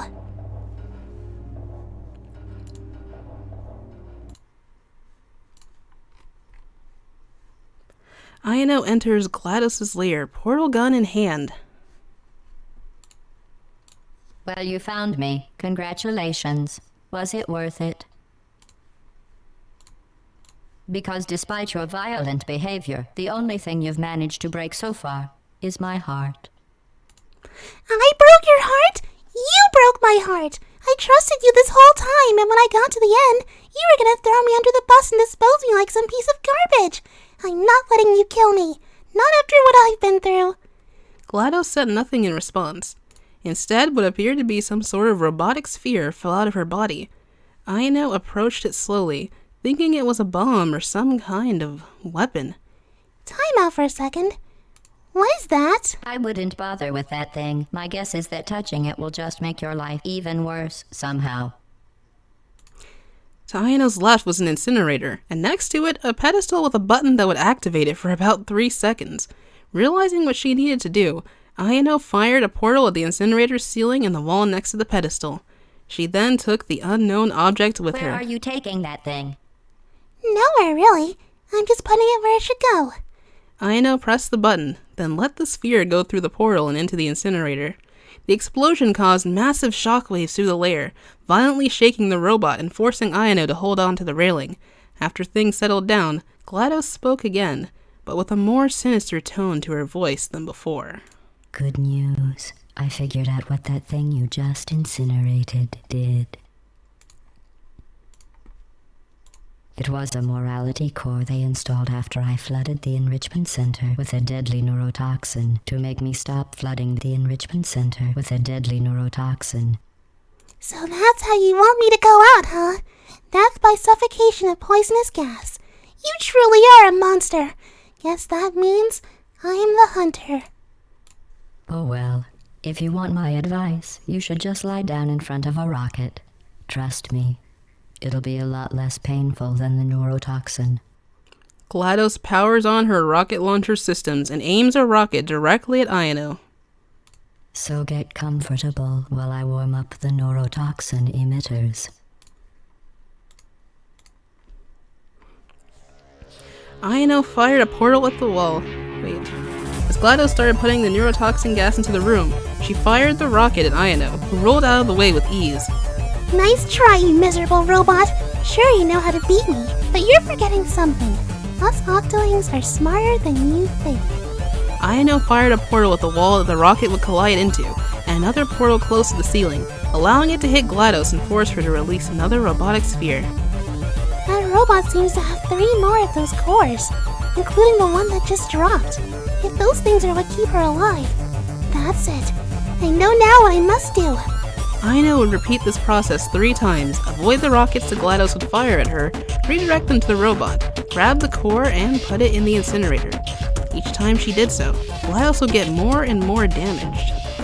Before Ayano could put the final core into the incinerator, the unsympathetic robot shared some insincere final words. Okay, look, we both said a lot of things that you're going to regret. But I think we can put our differences behind us. For science. You monster. Ayano carefully thought about GLaDOS' words, then gave her a look of disdain. It's too late for apologies. Goodbye forever, you pathetic waste of metal. Ayano released the final core into the incinerator. In what could only be described as a chaotic scene, the explosion of the final core caused GLaDOS to spin and shake erratically, as tons of electricity surrounded the soon-to-be-destroyed robot. This electric force caused the roof of the lair to be destroyed, and everything in it to float upwards to the surface. Ayano's vision faded to white as she momentarily passed out, knowing that she had won. Hey! Yo! Hey! Wake up! Ayano could faintly hear Pearl's voice as she came to her senses once more. As it turns out, she wasn't alone. Ayano, can you hear us? Come on, Ayano, say something! Guys, it's okay. She's moving. Ayano started to regain her sight. She was outside of the gates of the Aperture Science facility, surrounded by a ring of fire and the scraps of her robotic nemesis. In front of her were her friends, who haven't changed much since the last time she saw them. Pearl, Marina, Ayumi, Midori, how did you all find me? Neither of them immediately responded. Instead, Marina, with tears in her eyes, ran to Ayano to give her a hug, relieved that she was alive and well. Pearl, Ayumi, and Midori eventually joined the hug, and while they weren't as emotional as Marina, they were still thrilled to see her again. Oh, thank God you're okay. My poor baby. It's been so long. I know. It's been 4 years since the last time I saw all of you. You don't understand, 8. We thought you were dead, killed by whatever the shell that thing was. But your bravery shined through. You survived. You're safe. We have so much catching up to do.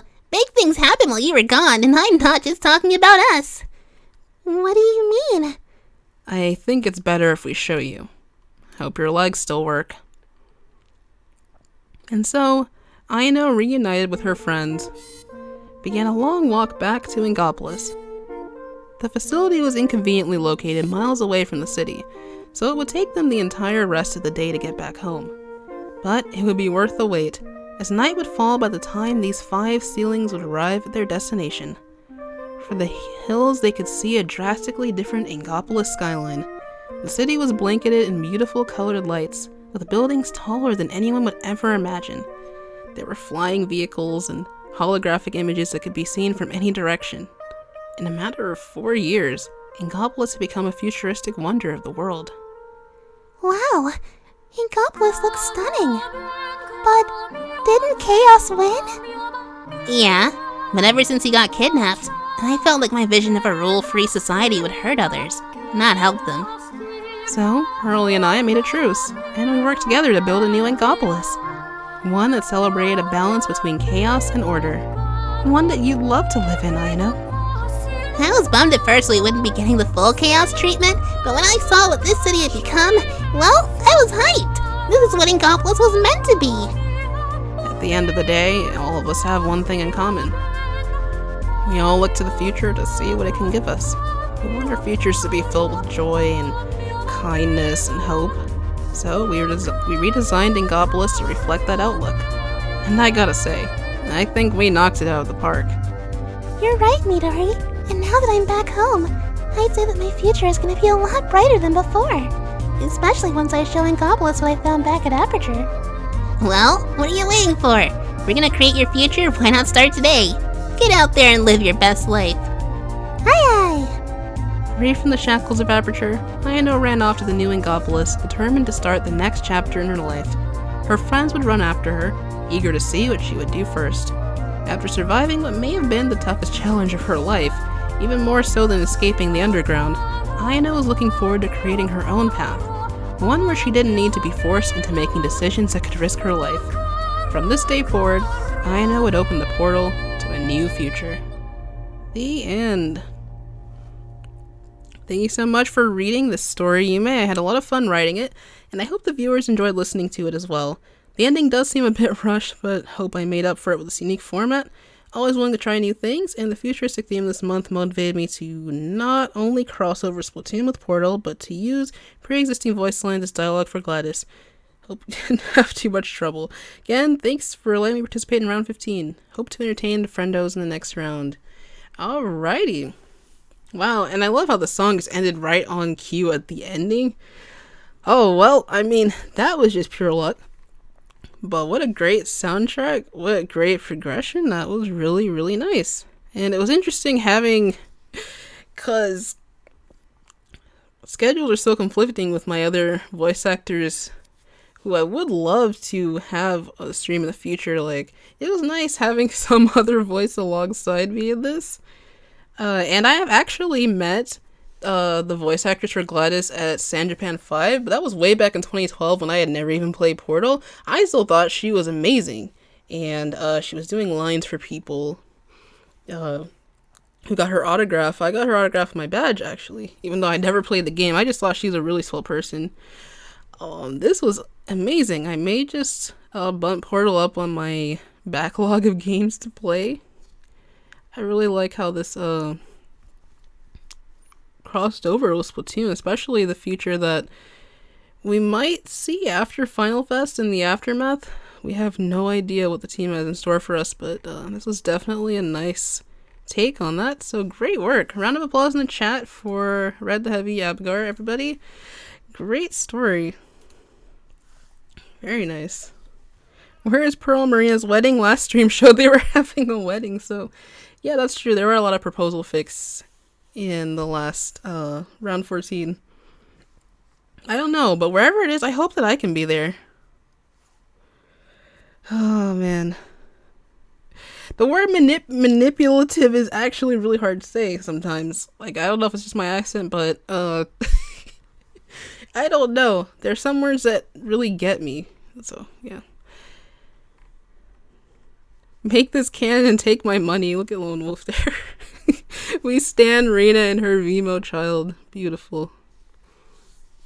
What's up, Truston? Good to see you here. Hopefully you can get to your request since it is at the beginning of the this stream.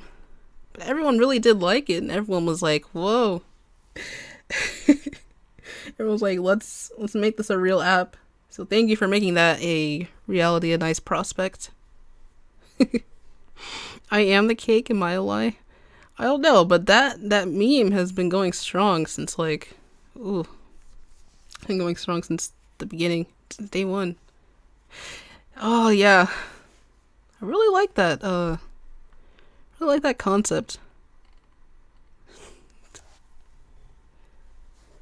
Alright, glad to hear it, Mr. Purple. Yeah, round of applause for everyone who's gone so far. These stories have been really amazing. I've got to close out of some of these voice lines. Give me a second. And I've got to go ahead and update the list. Let's get this other music playing again.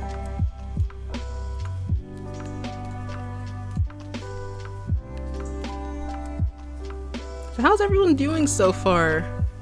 We're spending some blessed time together. It's been really fun, guys. We just hit 2 hours actually, so let's see if we can get through these. I hope that I can be the flower girl at the wedding. Oh wow, that would be really cute, Lily. I've been doing great, thank you guys for asking. Hours and only halfway there, yep. I feel that. Thank you, Veronica, I appreciate that. Evening's been good and peaceful, it really has. Having a grand time without knowing all these franchises being crossed over tells you how well this is written. Yeah, it was a really hopeful, promising ending right there. Been loving these lovely vibes, and the stories are very inspiring indeed. Alright, well, we shall continue on with number 7, everybody. Thank you so much for showing up. Okay, let's go on. So number 7 is by another channel member, Jackystar, and if you can see the image on the screen, okay, yes, it finally loaded. It is a Star Wars crossover. It's pretty interesting. I think you guys should like it. I'm just gonna keep the chill music, as I see like most Star Wars-esque music would have a lot of copyright claim issues going on. So just imagine the Empire theme in your minds, keep it strong. Alright guys, this is Splatoon 3, The Rise of Calamari. This one's by Jackystar. Features Marina and Squidbeak as well as Octavio, I think. So I'll do the best justice I can for Octavio. Alright. Long I have waited, you arrive at last. We see Octavio in an abandoned underground temple on the sea, ready to strike out with his roller.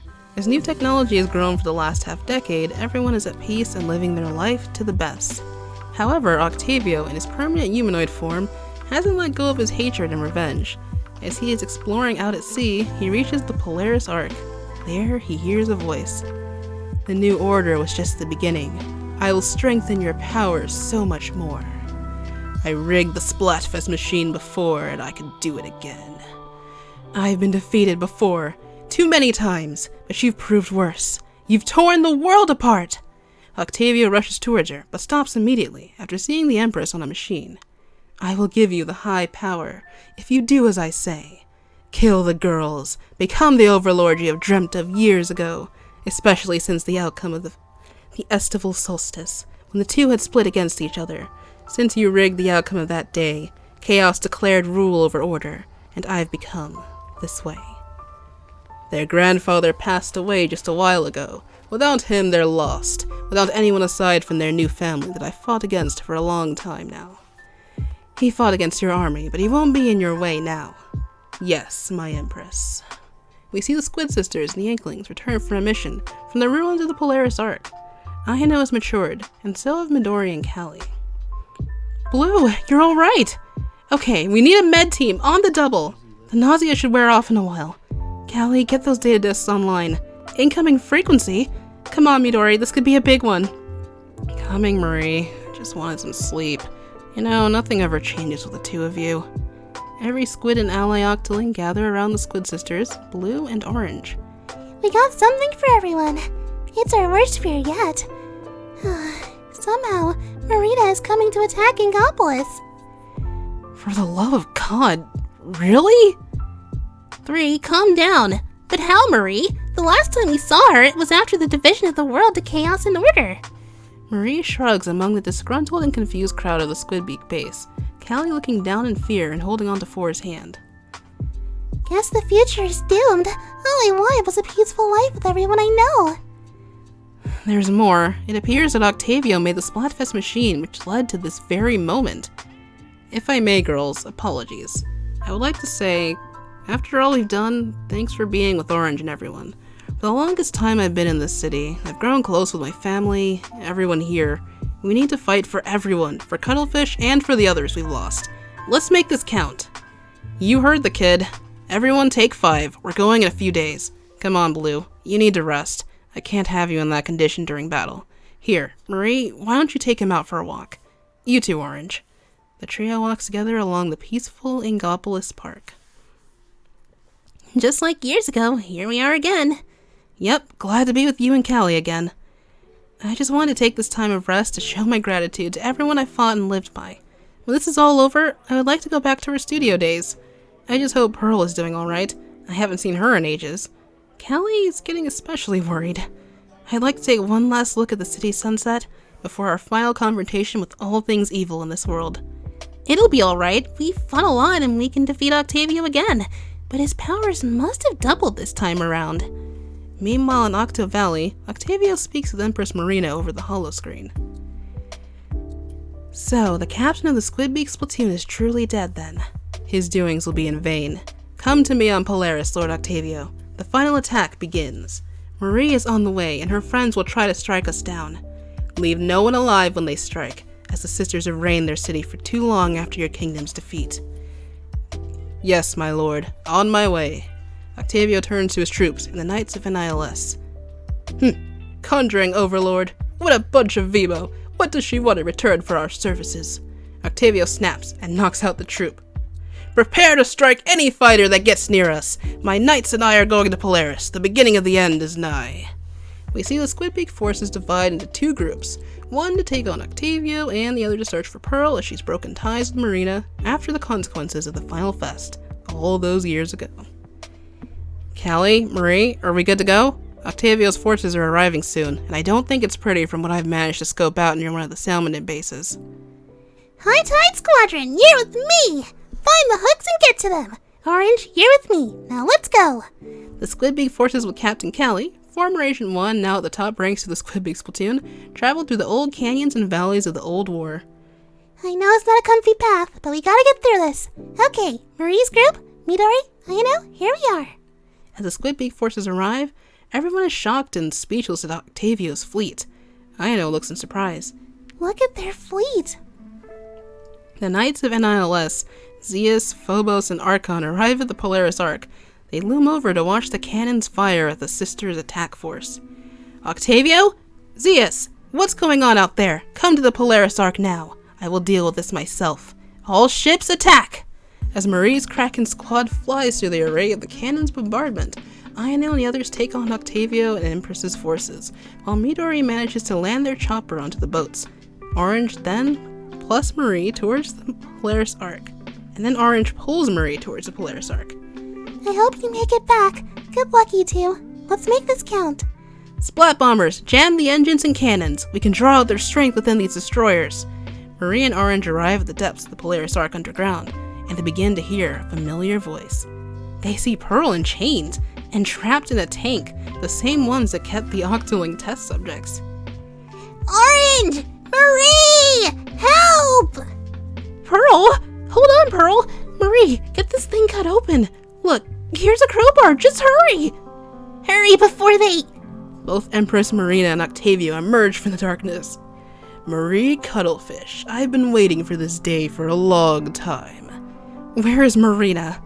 You mean my old servant? See for yourself, girls, because I made the machine to create these fests since the beginning. I've finally unleashed the truth to all of this. Dumbfounded city. Orange aims her splatter shot towards him as she witnesses Empress Marina attached to machines, a mind-controlling device. She has been like that for the last 5 years? Give her back now! Try taking one step further, I dare the both of you! She will live like this forever. I'll deal with this myself. Help me, Step aside, Octavio. Marina, if you can hear us, there's no such thing as chaos and order. You are who you truly are. Come back to us. We're all equal to each other and we deserve freedom. You deserve freedom. Octavio lunges toward Orange in anger and strikes out his roller. You are not going anywhere. Once I deal with Midori, you will... One of the aircrafts crashes through the Arc Polaris tunnels as Agent 3 destroys the machine and somehow takes out the connection to Marina's brain. It all comes crashing down. No! Midori! Hey, Octavio, since you are busy with your final deeds, take a good look at the sky. Midori finally sets off a rigged chain explosion with her detonator. At once, Blue and Callie took out the ships, which also traced from the explosion. Marie! Marie, Pearl, grab Marina and get out of here. Orange and I have someone to finish off. No, not if I finish you! Octavia violently perishes as he was struck by 3 with her new generation roller weapon.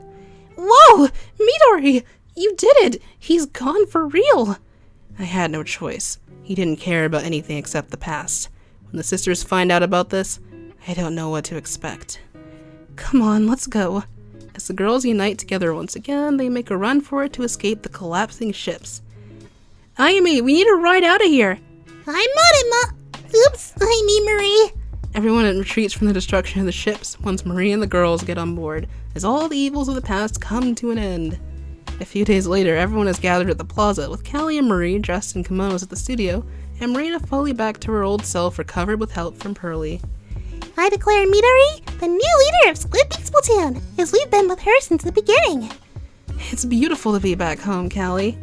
Marina turns towards the team and Pearly as she tries not to break down in tears. I'm so sorry for everything. I had no control over my actions. What a nightmare that was. Hey babe, it's cool. You know it was all Octavio. It's a blessing to have you back again. I would like to welcome everyone to Calamari City. Stay fresh! And that is the end of Splatoon 3 The Rise of Calamari. There's some notes and some pictures here. Hey Yume and everyone, hope you've enjoyed this piece and hope to enjoy everyone else's works in the stream.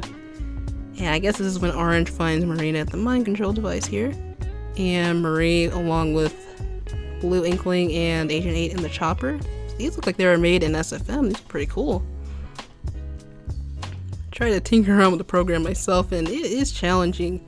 Anyway, a round of applause in the chat for Jackystar. It was interesting and I feel like it came definitely right after the recent Star Wars movie hype. Ooh. I really tried with Octavia, but it was fun. We had an evil Marina. Chaos versus Order references everywhere. Ooh. Oh yeah, that one's definitely interesting. Good job, Jackie. I forget which script was it? I think it was the Sanitized Busters when Agent 4 said, "Don't let a single one get away," and all I thought of was the opening to Smash Ultimate's World of Light mode. Oh, I almost laughed so hard at that moment, but held it in. Anyway, yep, thanks for the good vibes, everybody. Duster says they'll have to join next stream. Glad the Portal story brought memories for you guys. Good memories. But anyway, do take care if you gotta head out. Thank you for tuning in and for supporting us and the writers. Ooh. Reminds you of Heroes of Inkopolis? Ah, wow. What an amazing comic that was. It felt so much more involved than the actual Splatoon manga, and that's saying a lot. Because it was done in the manga style as well.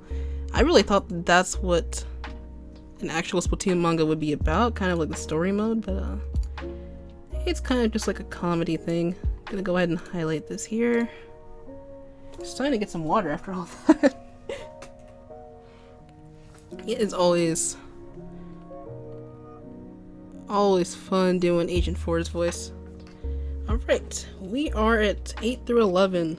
Excuse me for just a second here.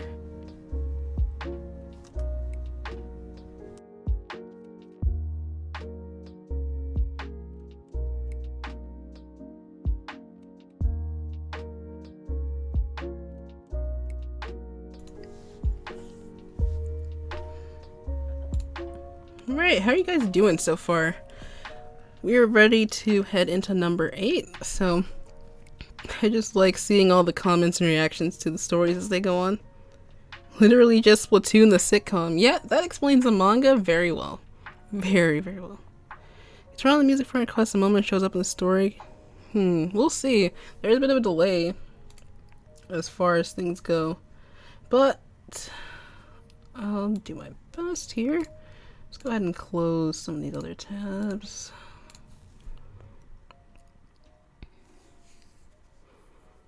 Will there be a Heroes of Inkopolis 2? I think the author may have, deconfirmed that, and I think they're just doing more of, like, their characters' daily lives kind of thing. I don't know. I haven't known Tamara Frog for very long, but they seem like an awesome person. But the Korokoro dub team asked me to voice Pearl and Marina. I have actually never had contact with them before. Not sure if they have VAs on for them already, but yeah, might be down. First time avidly watching this, first time I'm in one. Yes, I believe, Josh, if you are Chrono, on Discord, then yours is day 2. And it's definitely a great follow-up to some of the other content that we got too. Number 8, Agent 8. Nope, we didn't have 24 requests around this time. We were close to it in 14. But yeah. So far, so good, everybody. So alright, buckle down. Oh, and Lewis, you've got to head out after this one? Well, hopefully we'll see you back on Saturday. Thank you so much. Once again. Let me go ahead and get our new music ready.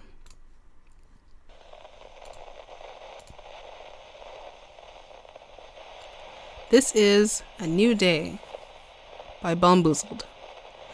It was a beautiful day in Inkopolis. The sun shone proudly in the sky, refusing to allow any clouds to obstruct its radiant glow. The breeze was cool yet calm, a perfect complement to the warmth of the sun. Having decided that even an indoorsy girl like herself could use some fresh air, Marie sat on the park bench, enjoying her favorite book. She smiled as she looked up and saw her cousin Callie running towards her, excitedly waving to get her attention. Hi, Marie, Callie called out. Hey, Cal, Marie replied. Callie skidded to a stop in front of Marie with a huge smile on her face. She couldn't wait to tell her cousin the good news. User account control. Do you want to allow the following program from an unknown publisher to make changes to this computer? Opening message to people.txt. Greetings, listeners. Having fun with your storytime gathering? We interrupt your little diversion for an important message. It will be wise of you to listen. Who is this message from, you must ask? We are the keepers of the great city of Inkopolis. Without us, everything would fall into ruin within a week. In spite of the city's name, there are no Inklings among our numbers.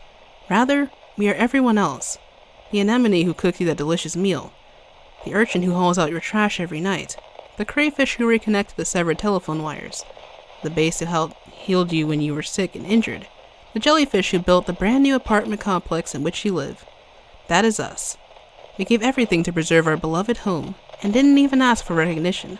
Sure, we had to deal with mediocre wages and harassment from the occasional ignorant inkling, but for a while, life was good enough. But things have changed. Pearl and Marina's little plan to gently introduce Octolings to Inkopolis fell flat on its face when it was revealed that not every Octoling came to Inkopolis with the goal of starting a new life. Some were spies working for the Octarian government, or amateur vigilantes with a bone to pick with their enemies. These Octarians would easily pretend to be content with peacefully living among Inkling kind before executing a surprise attack, injuring or killing several, if not dozens of Inklings before they could be stopped. And Inklings weren't the only casualties. Sure, the Octarians only bear ill will towards Inklings, but the assailants had no qualms about harming any resident of Inkopolis who happened to be in the wrong place at the wrong time. The city was thrown into a panic. No one could tell the innocent Octarians from the malicious ones. Turf wars had to be put to a stop because it gave away the enemy Octarians easy access to weapons. Moreover, the assailants would jam the respawn pods whenever they would attack. The perfect solution was obvious: eliminate or exile every Octarian in Inkopolis. The damage done by allowing them entry far outweighed the benefits of incorporating a foreign race into our society. What even made them believe they could be trusted to begin with? A naive, starry-eyed outcast, the one responsible for allowing the intruders into our home. As far as we're concerned, she's more of a liability than the rest of the Octarian immigrants combined. The handful of non-Inkling government officials in the Senate came to the same conclusion and discussed it with their Inkling compatriots. But the Inklings had a different idea. They would work on it. They weren't sure what to do. Maybe they interrogate the Octarians, or see if playing Calamari incantation would free their souls, but they refused to bring any harm to the Octarian population. We couldn't believe our ears. Our people, the people who actually matter to Inkopolis, are dying, and they thought no answer was better than an answer. We objected, but because there were more Inklings in the Senate than non-Inklings, this foolish verdict was upheld. After everything we've done, they have actually placed the well-being of the intruders over their own people. It was then that we realized how miserable we were, and how insufferable and incompetent Inkling kind is. We never should have aided those spoiled brats. All that did was create a society where the people who don't work have power over the ones who do. But what could we do to change this? The Inklings are better than us in combat, given their ability to use ink-spewing weapons and the fact that they spend most of their days taking part in combat sports. Violent resistance wasn't an option, or so we thought. Amidst the disorder and destruction, a savior presented us with an opportunity to fight back. This savior was a colonial organism known as a Portuguese man-of-war. They introduced themselves as Nomura, a descendant of a millennia-old clan of samurai who defended Inkopolis from harm before Inklings even knew how to construct a splatter shot. This clan taught the Inklings everything they know about combat and created the first generation of turf war combatants. Nomura wished to undo their ancestors' mistakes by teaching us how to fight, so that we could rebel against the simpletons who made our lives miserable. Word spread, suddenly, about Nomura and the organization they were building, and people from all over Inkopolis came over to aid our cause. What started as small militia grew into an underground army that would make the Octarian armed forces quake with fear. Many diverse races united under a common goal: exterminate the Inkling and Octarian races. Now that you have heard of our story, it is time to make a decision. Nomura has already planned out their first attack, and the opportunity to strike is almost upon us. Will you side with the true heart of Inkopolis, or the idiotic interlopers who threaten to run our city into the ground? Join us, and we promise that you will be well-fed, well-equipped, and looking forward to a bright new future with us. However, if you refuse, we advise that you try to appreciate the precious little time you have left in this world. Running, hiding, and fighting back will only quicken your demise. We also wish to quell any rumors that a secret organization known as the new Squid Splatoon will stop us. They are of no concern. Our intelligence agents have discovered the identities of each and every member of the Splatoon and have sent our strongest warriors to neutralize them. These amateur vigilantes cannot stand in the way of true justice. Glory to Nomura. Glory to the true citizens of Inkopolis. I can't wait, Callie, Marie said, smiling. Me neither. Callie beamed. This is going to be so much fun. The end. Uh-oh, it looks like our stream has been hijacked, everybody. This message. This unknown source of where it is reaching the stream. I am fearful for the citizens of Inkopolis. A dark day is upon them. Woo! Okay. Round of applause to Bomboozled in the chat. That was really interesting. I really like this. This message, imagine it just being broadcast over like the sound system during Splatfest. Could you imagine? Oh wow. That was interesting, definitely. And I know that Splatoon probably won't take such a serious turn, but if it does, going off the Octo expansion, I would love to see that. Especially if we got new sea life introduced to us in the next DLC or the next game. Could definitely see something like this happening. It's exciting. Definitely exciting.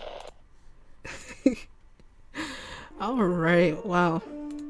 Great work, Bomboozled.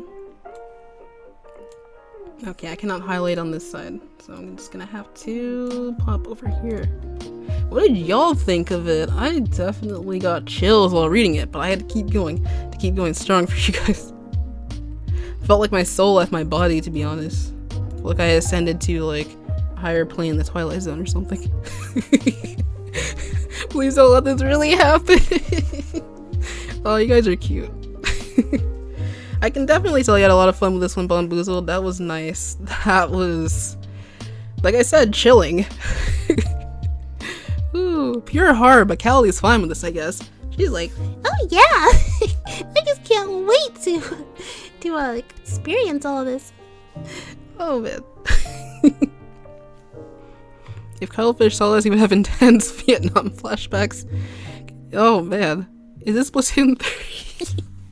It's got dark fast. I love the reactions. The Great Keepers of Inkopolis. Yeah, I really would love to see more expanded on that. Ooh. Agent 24 shall be brought tomorrow. I definitely look forward to that. I think there's gonna be a lot of it in day 2 for sure. And thank you to all the people who are chiming in right now. I appreciate you guys for tuning in. But if you must go, if you must leave us for the night, please take care of yourselves. Have yourselves a good one. Stay hydrated and please sleep well. Or, well, for some of you, it might be the morning, so, morning or, like, afternoon. Have yourselves a good day. Everyone's like, I'm scared.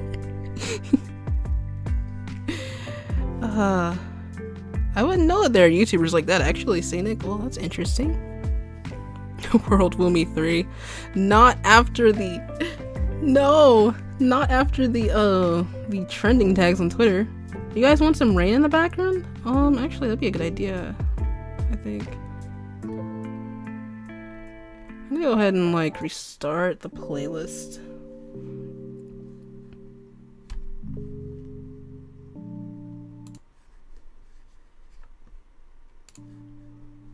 We need some rain. But you guys are gonna have to help me out here because I don't want the rainy mood to be too loud, so... Yeah, let me know if it's just right. Yeah, definitely, I agree with you, Pun Knight. Catch you later, Lewis. Thank you. Have a well-hydrated night. Yes, you guys will always make sure of that.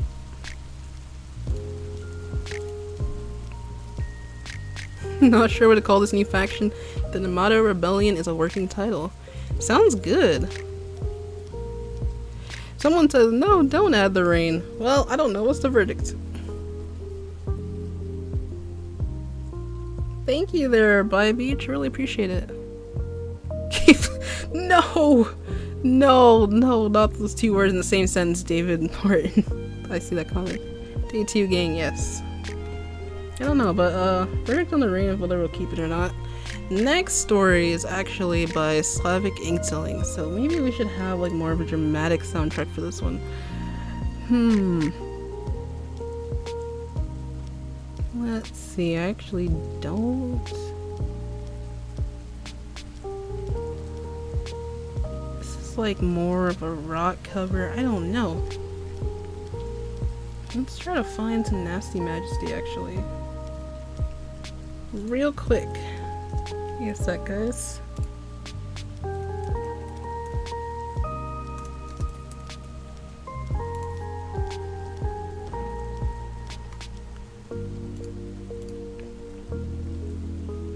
I don't mind rain, I'm just one person. Don't really see any other comments on it. I feel like I'll go with the next couple of requests, honestly. Nasty Majesty, indeed.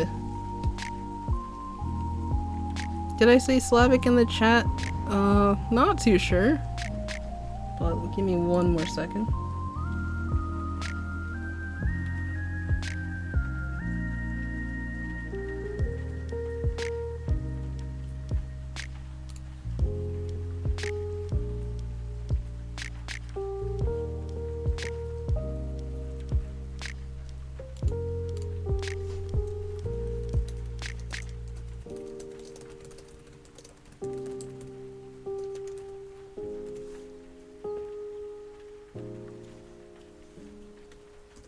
Alright. And he has arrived. Hello there, Slav. And hello there, Purple. Alright, these next ones. These 8 and 9 were indeed very intense. So, I'm gonna go ahead and put on some Nasty Majesty here. And let's get into Operation Detonate. Should be a fun one. Alright. Are you guys ready? Here we go. Operation Detonate, Slavic Inktoling story. The year is 12,020. 10 months have passed since the events of the Splatocalypse. Not much has happened except a 3-month skirmish where a couple of cephalopods took the last Splatfest a little too seriously. The battle came to an abrupt stop when an Inkling threw a grenade from the ancient times into the battlefield. This also led scientists to discover that Inklings and Octolings do not respawn when splatted by live gunpowder. Ooh. This sent fear across the city of Inkopolis, many wondering if more of these ancient weapons existed across the world. This also caught the attention of an alien civilization who came down and attacked the city below. The Squidbeaks platoon, along with a squadron of the Octarian army, are taxed on taking the aliens down by destroying the ship they arrived on. Our story begins in the main control center of the ship. Marina is downloading the ship's database, hoping to find a self-destruct sequence somewhere. Alright, I've disabled the motion detectors on board. We've got about 3 minutes before any guards notice us. Copy. That's more than enough time to get these detonators set up. Okay, I've been meaning to ask this for a while. Why are we looking for a self-destruct sequence so we can just use these detonators to bring the ship down? Well, they're more of a plan B in case something goes wrong, but looks on the bright side. If we do manage to make this ship blow up, these will add to the fireworks show. Alright, you two, enough chit-chat. We got enemy combatants coming down the North Hall. 3. On your 6. Midori majestically bounces off the wall, firing her hero shot towards the enemy. Though they did not die immediately, it looked as if someone threw a water balloon full of jelly at them. Shortly thereafter, the aliens began to melt. What the shell? So that's what happens when we murder them. They just turn to a pool of whatever they are. Huh? What are you talking about? Those things just melted in front of me. Oh shoot. I forgot to mention that I added an acidic enzyme to all of our weaponry. That way we actually stand a chance against these things. And why weren't we notified of this earlier? Oh, I don't know. I remember somebody didn't want to hear it. Oh god, here we go again. Alright, you two, listen up. I don't know what's gotten into you, but it's been like this for the last 4 days. When we get back, we're gonna have a serious talk. For now, just focus on the mission and let's get the shell out of here. Right. What she said. Just then an alarm began to ring. Light flashed all across the ship and the team knew they didn't have much time. Well, so much for disabling the motion sensors. Carp, okay, new objective. Guard Marina at all costs. Wave after wave of aliens converged on the team. An hour and a half passes and the majority of the team is exhausted. The enemy was about to bust through the team's defenses. Just when all hope was lost, Marina's computer Self-destructive sequence initiated. This ship will implode in T-5 minutes. Yes, I got it! Now let's get the shell out of here! You heard her! Let's go, everyone! Move it! Down each corridor the Squidbeak's platoon went. The enemy tries to thwart them at each and every turn, but to no avail. Suddenly a mysterious voice transmits through Marina's earpiece. Hello, Miss Ida. Huh? Who is this? You don't quite know me yet, but you will. I must ask, do you know about the multiverse theory? The what? Why are you asking me that question? Who even are you? Who are you talking to? I have no idea. Something's transmitting through my earpiece. You know the theory that there are more versions of your own world across multiple universes. There's the exit! Prepare to super jump! The species you're aboard with is very familiar with something called multiverse jumping. It's how they found you. Huh? That doesn't make any sense. Oh, it will in due time. As a matter of fact, that ship holds a device that allows them to jump between different multiverses, and you are about to destroy it. And what are you trying to imply here? Ready? Jump! Just the fact that you're about to destroy your own universe. See, when a device such as theirs detonates, it tends to take the universe in with it. But what? Oh, but don't you worry. You and your friends will survive. You'll be teleported to different universes, though I'm not sure where. Well, is there anything you can do about it? No, not really. I'm more of an invisible bystander. So this is really the end? Not necessarily. There is a way to fix this, but now is not the time. The Squidbeak's platoon safely land onto the ground. Kelly senses something odd within the air around her. Marina knew it was about to happen, but decided not to tell her team. She ran over to Pearl and squeezed her as long as she could. And one more thing, don't ever lose hope. And with that, the ship exploded in a bright flash of light, taking the city below. The world began to rip apart as it slowly erased itself from error message. Everything is to be continued. Everything imploded. Is that a cursor? Oh my goodness. That is the end. Uh-oh. Oh no. What is... Wow. Okay.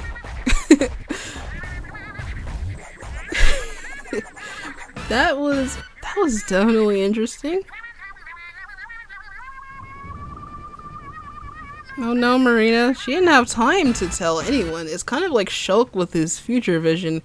Like he saw everything that Rise was about to happen and couldn't do anything. The Big Rip theory is correct. Oh, I'm not sure what that is. Well, that was an interesting one, Slavic. I definitely remember the last request that you did that had a really like interesting figure up here at the end. So I don't know if this is a different like side story from that. But wow. Oh boy. That was definitely interesting. We got a lot of stories so far where we have the agents and Pearl and Marina and Squid Sisters as just like these actually I could definitely see them as like Charlie's Angels kind of, but then I don't know, I haven't actually seen Charlie's Angels, so maybe that's not the right word, but when I think of like femme fatales and them just going on all these missions, like it's, I don't know, it's definitely interesting to say the least. Like there's definitely a lot more I could say. And then, and that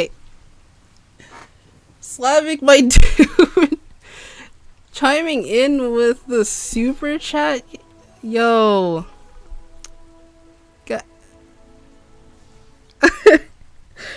I know, okay, I'm speechless again. Hello, what's going on? Something's happening here. Error. I wish I could actually make myself like. It's just overload. You know that one noise that Marina makes where it's just like in that one comic tub? That's me. That's me. The reactions to that alone. Y'all. We exploded the universe. Thank you so much for that super chat, Slavic. Appreciated it. I want to know what's going on with your multiverse theory, though. Because I haven't forgotten the last story, like I said. I'm wondering how, if that does, if at all, if it does tie in. I'll put some chill music back on now.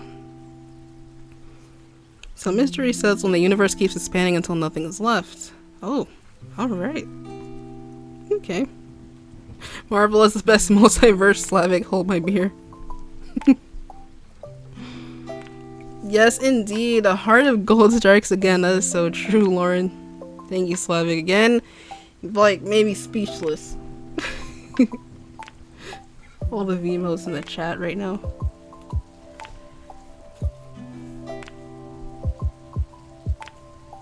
I'm thinking back to, was it round 13? It was either round 13 or 12.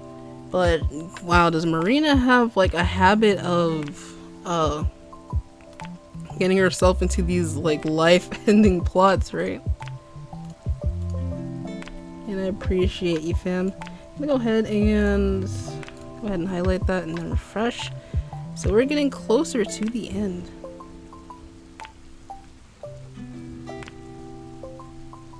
The next story is by Lauren and Ezio in the chat. I don't know. Ezio goes by a different name in the live stream chat. It is, I think it is Ninja something. So if you're here, like, give me a shout. But yeah, we got some OCs next in number 10. Drop an F in the chat for Marina. Oh yeah, everyone actually, because they all just went to different multiverses. All the stories are breathtaking, indeed. The tea time music from Three Houses is chill. Do you guys want to hear that real quick? Let's see.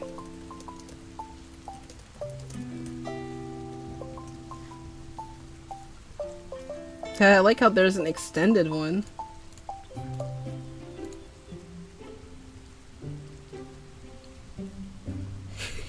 The ending crashed because the universe crashed. Yeah, the request definitely got halted really quickly. Okay, well this music is very nice. I like some Fire Emblem music. We are on to next number 10, which is called Gather Around for the Countdown. And we also have some heartfelt words in this one from the authors, since it's a collab. Call music after the universe messes up. Yes, at the center, at the eye of the storm, there's nothing but true peace. Actually, let me hydrate. There must be somewhere you can buy used universes. Oh, you know, that reminds me of the plot of Space Patrol Luluco, where basically, I think either the entire galaxy, solar, like, not the solar system, the entire galaxy or the planet itself was actually auctioned on like this like crazy website or something, and at the end of the series they have to like, they either end up buying it back or just like fighting a bunch of space pirates to get it back. Like, I don't remember for sure, but yeah.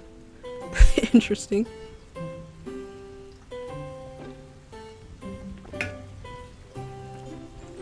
Alright. Hail Hydrate.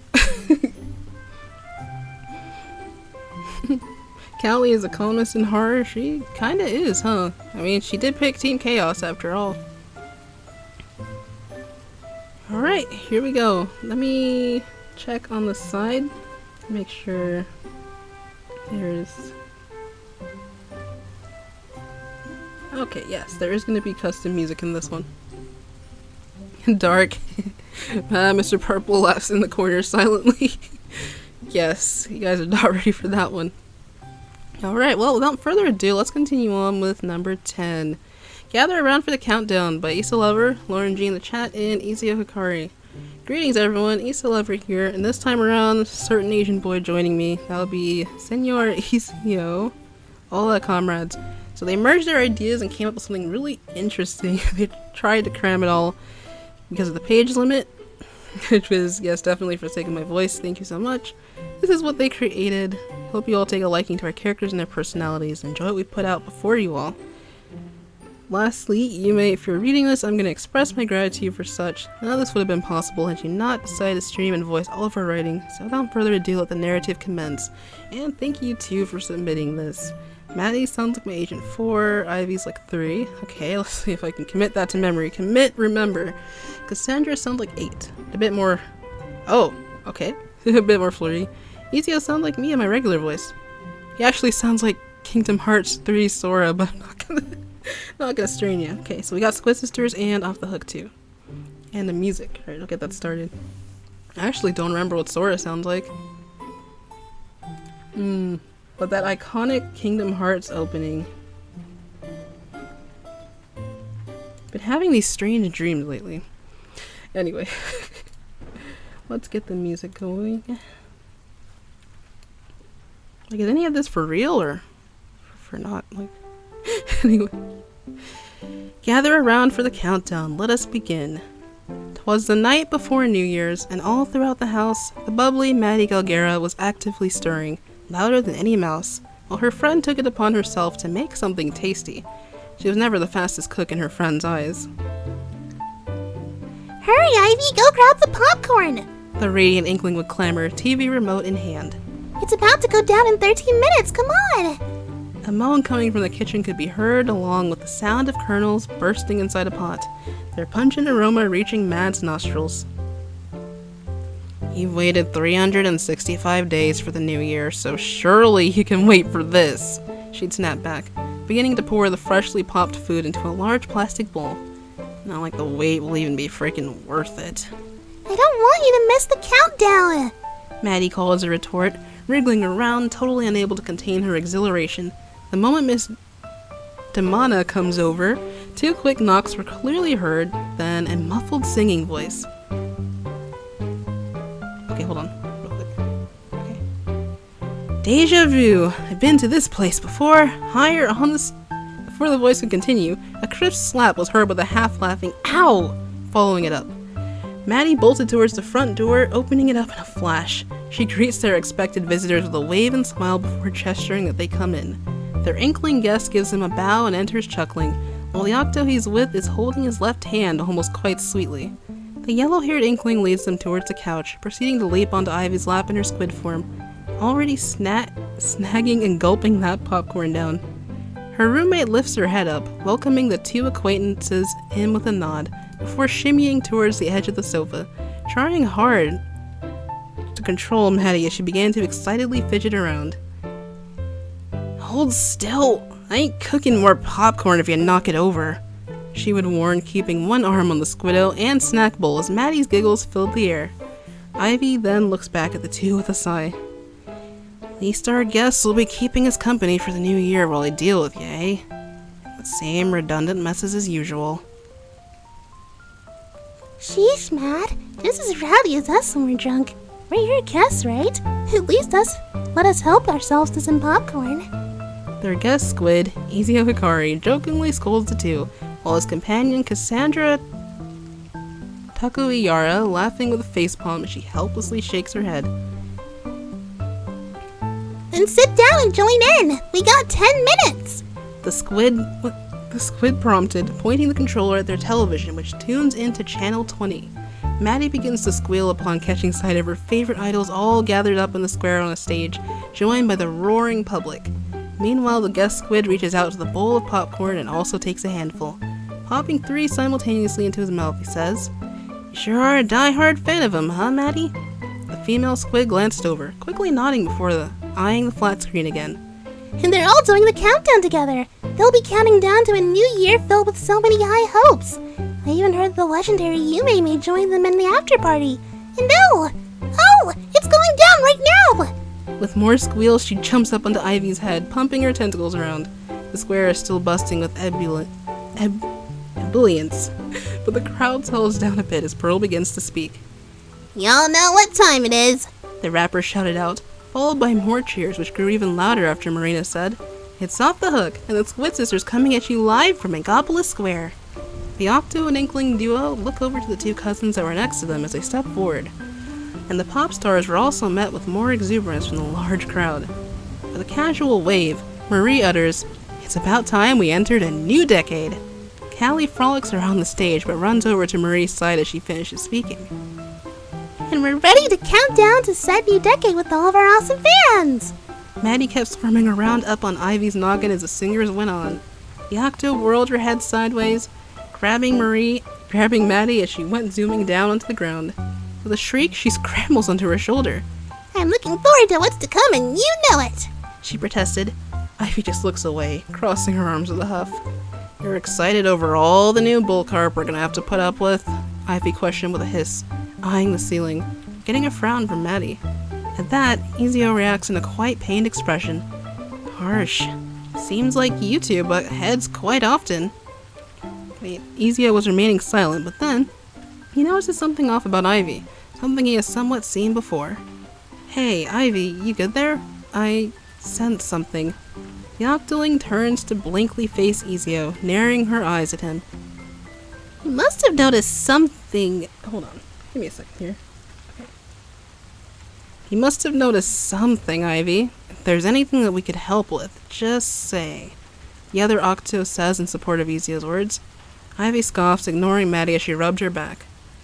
No amount of pills can cure me, so what do you expect to do about the mess right in front of your eyes once we enter a new year? Ezio just gives a smile before replying gently. Don't be so harsh on yourself. I was a huge mess myself, but with other support I was able to fix it. As otherworldly as I may sound, acceptance of oneself will definitely lift you up.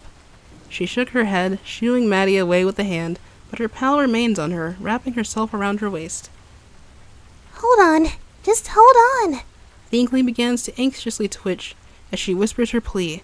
The male guest puts his open hand beside her, and gesture to tell her to hold his hand. At first, Ivy pushes away from such, frantically shaking her head, flicking her upcoming tears all over the place. She instead scoops Maddie up and cuddles her as she rocks her quivering body.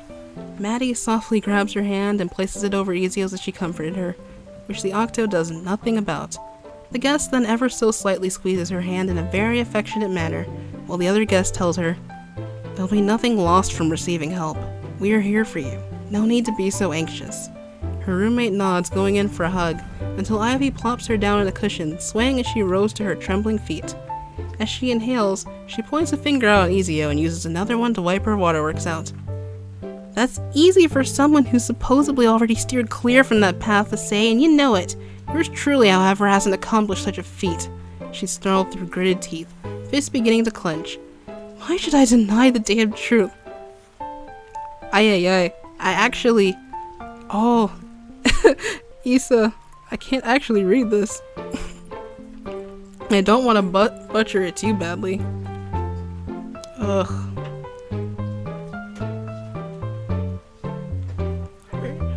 Maddie's stomach twists over with pity as she faintly picks up on her Octarian, inching closer as she searches for the right words. Who's to say you're doomed or haven't improved, Ive? The Inkling softly asks, stretching out an arm as she shifts back into her regular form. It shows each year. You've opened up more about it. You've taken medication. She abruptly halts as Ivy's crimson glaze glares her down, which later swishes towards Ezio as she bears a scowl on her face. You say that's something, but do you think that any of that's actually gotten me out of this mess so far? They're through with it, and I ain't.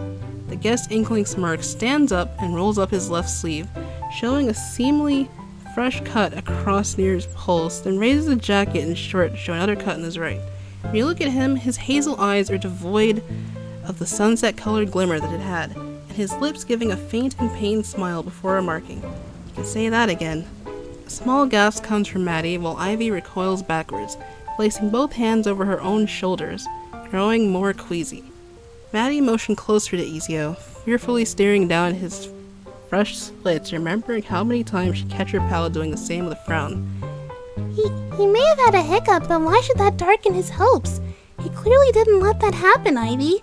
She would point out, from frown vanishing as a brief smile came in after it, but her friend appeared to still become discomforted and taken aback by Ezio's hidden wounds, later yowling with a rush of fury. I've always been pessimistic, and you've always been a buoyant optimist. You've never changed over the years, so who's to say I ever will? That's because you don't work for it. If not you, who will? His voice suddenly thunders the room for a moment, shocking everyone, even Cassandra. Ivy glares at him down after that long pause, and Maddie strides up to her, head held up high. Opening her arms, she encloses them around the octo, clasping on. You can't keep fearing each and every new year over this. She'd whimper, her hug tightening as Ivy attempted to embrace it, dropping her head over her shoulder. With watery eyes, she looks up at Ezio and mumbles, "Assuming I ain't thinking that? Are you assuming that I'm only doing this because I'm terrified of my future? The fact that I haven't really improved in my book and hate what this does to others that surround me? Is that what you want to hear come out of my dang mouth? The truth?" Lowering his clothing down Sans' sleeve, he sighs once more. It's okay to act tough, but you gotta let out your pain too.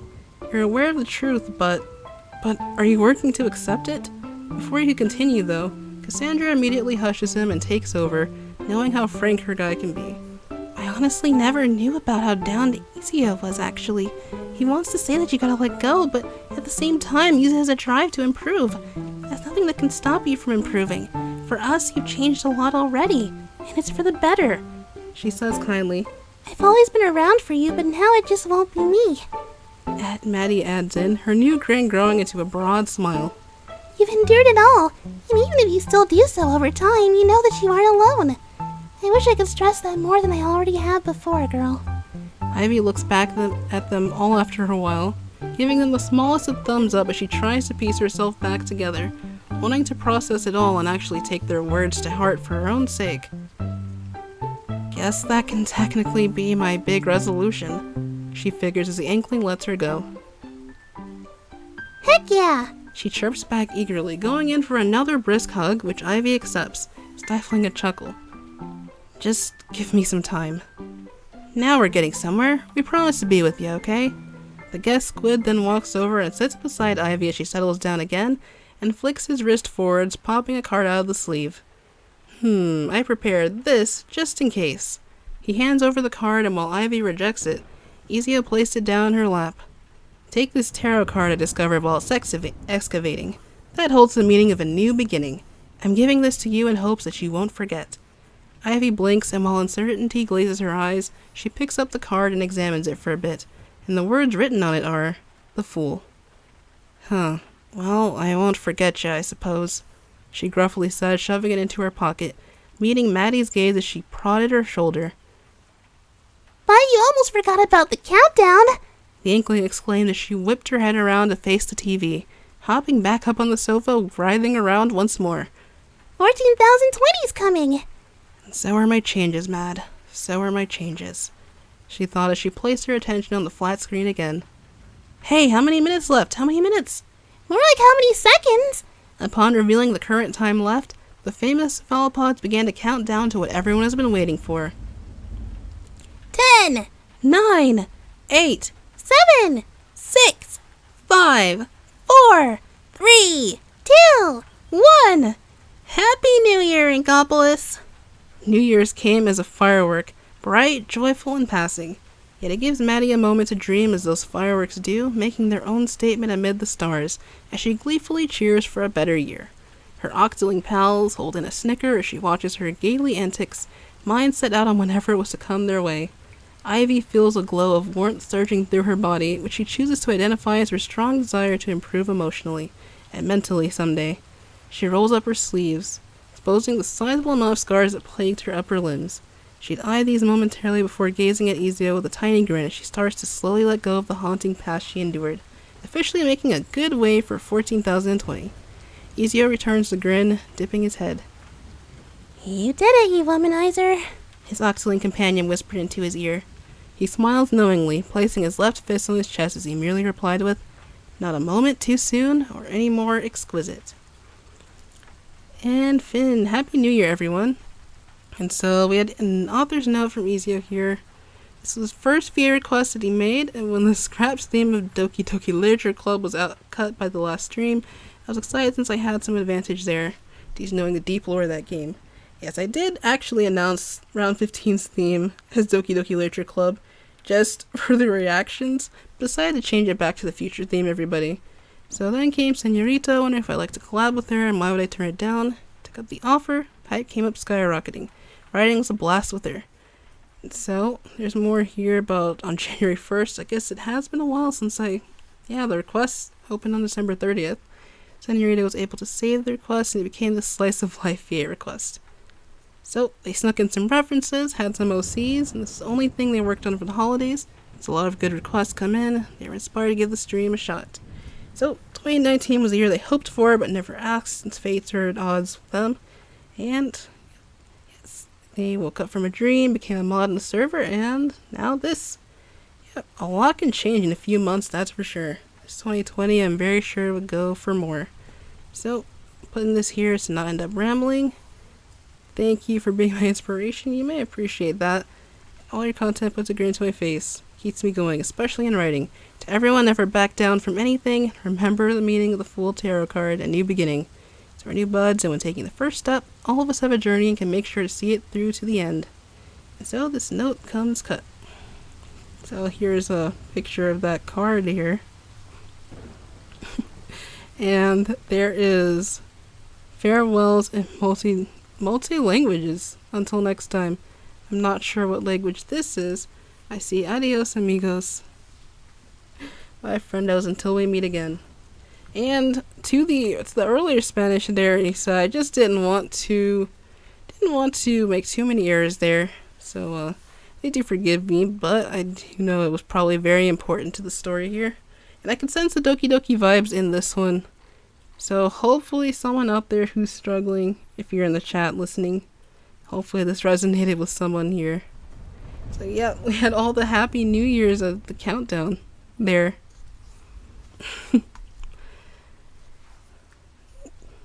Great job to Ezio and Isa, both of you. Wasn't my best reading, but nonetheless, it was still an important topic. Let me know what you guys think of it. I think they did a good job. Although there is a bit of packed text, which did make it a little bit hard to read, but the writing itself is very magical. You can almost see it all happening. Let me go ahead and close these. We're on our last story now.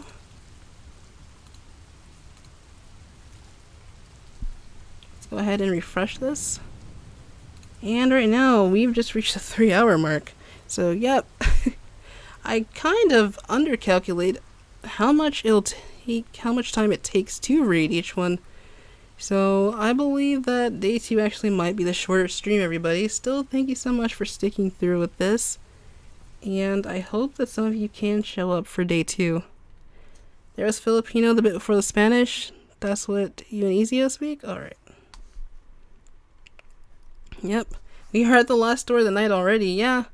I was kind of thinking that we'd be at a 2-hour reading, but interestingly enough, we just gotta roll with the punches. Oh, and there you are.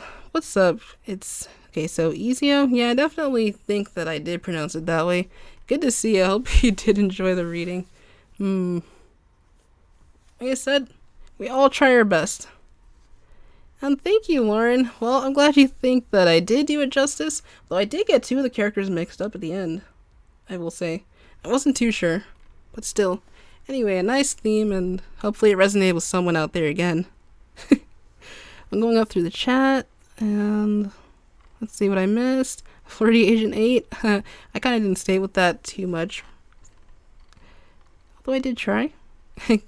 Happy New Year to everyone in the chat. Hopefully February is off to a better start for us. I'm going to go ahead and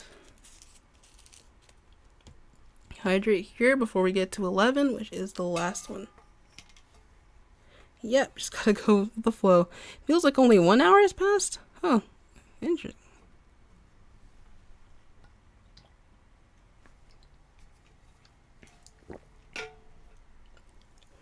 But anyway, that's the funny thing about it. When recording in the booth, a lot of bloopers don't always make it onto extra material, but it happens to everyone. And so with the final product, you won't hear those bloopers, but that is what happens. English is a weird language, and even some words are, I will say, confusing.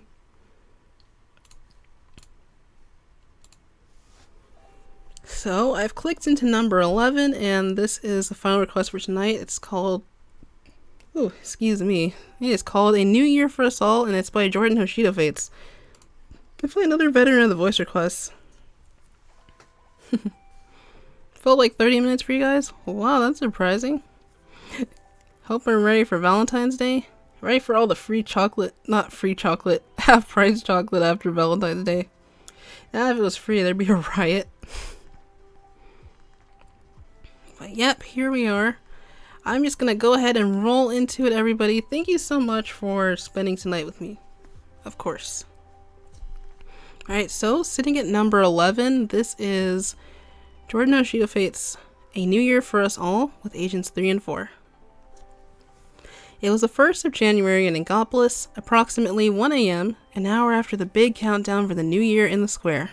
The idols and the agents went their separate ways after their large New Year's party. Ayano fell asleep in her octopus form and is being carried back home by Midori. Let's have a listen to what Midori and Ayumi have to say. Really? Is that what your plan is? Marie talks with me about it during the party, and I couldn't help but agree with her. But saving all of those octolings just wandering around for a king they'll never return? Who knows how long that will take? She says, concerned about this crazy idea that her friend suggested. However, Midori nods in affirmation. It's not like all octolings are beyond saving. Look at Ayano and the other octolings here on the surface. They came to the surface and are living normal lives with us just fine.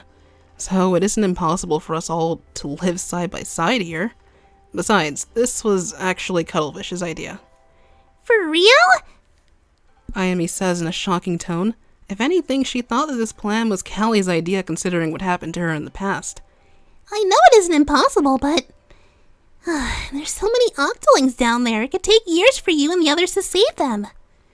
And even then, not all of them might not want to turn over a new leaf just like that. We'd have to try and convince Octavio too. But that seems harder than saving the other octolings. Midori contemplates as she looks down at the sleeping Ayano in her arms. With not really much to say, Ayumi is just baffled by this plan. I just wanted to tell you this in case me and Ayano take a leave of absence from school. Just try not to worry about us so much that you start to fail in your courses. Ayumi still remained quiet. Saving the other octolings and talking with Octavio? The rest of the agents were going to try and achieve that lofty goal as Off the Hook begins their campaign into other genres of music. It was at that moment, at the spur of the moment. Let me help you guys! What? Midori's taken aback from Ayumi's sudden proposal. I want to help you guys out if it means bringing more octolings here.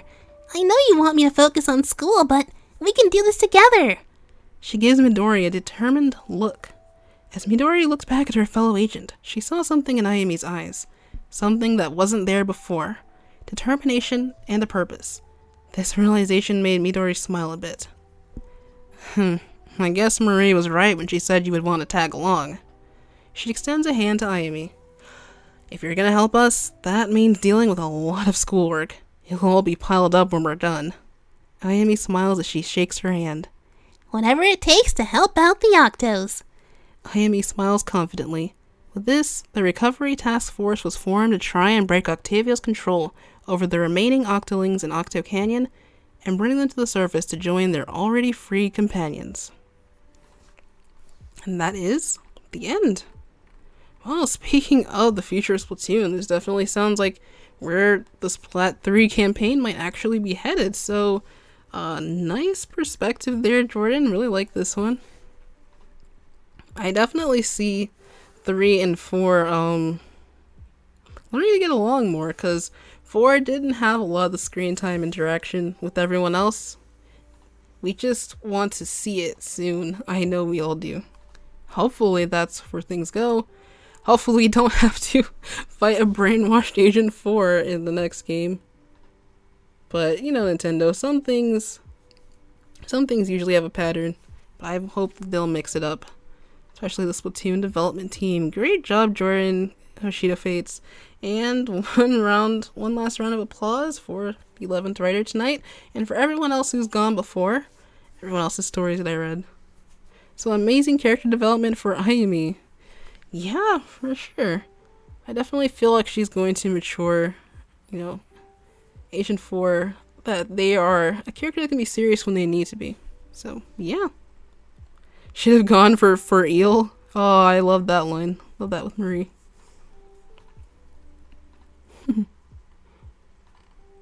Oh man. This should be interesting. But yeah, let me go ahead and, you guys can't see it on that screen. Go ahead and highlight. And yep. Day 1 is now finished. There we go.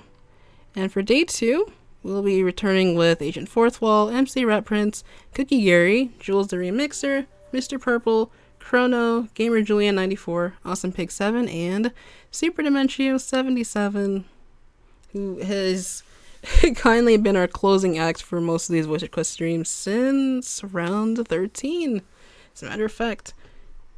So, mad props to everybody. This was open twice? Okay.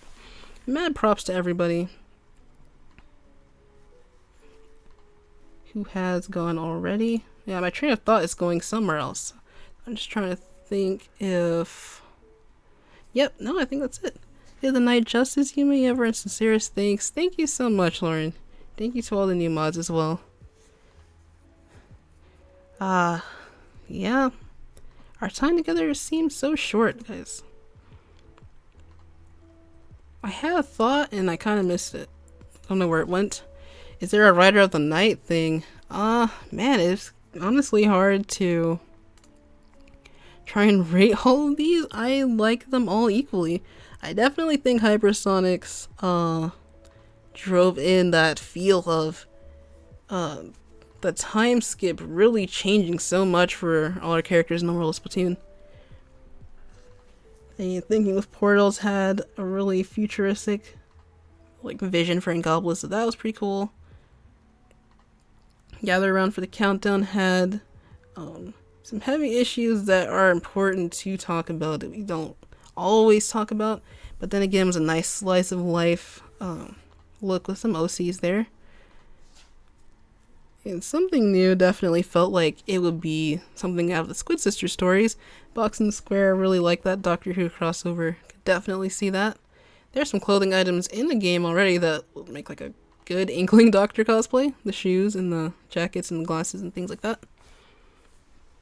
All in all, these are really, really interesting.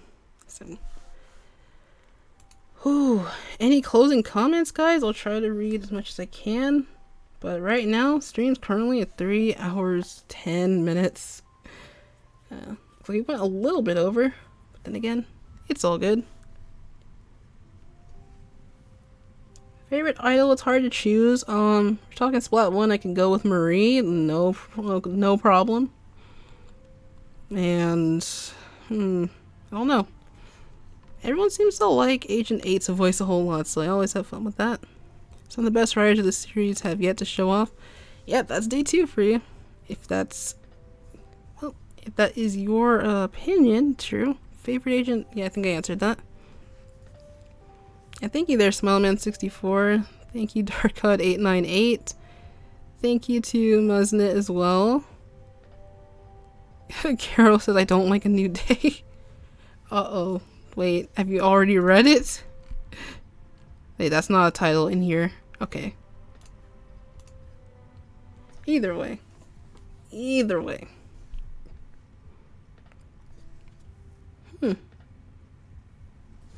We'll see.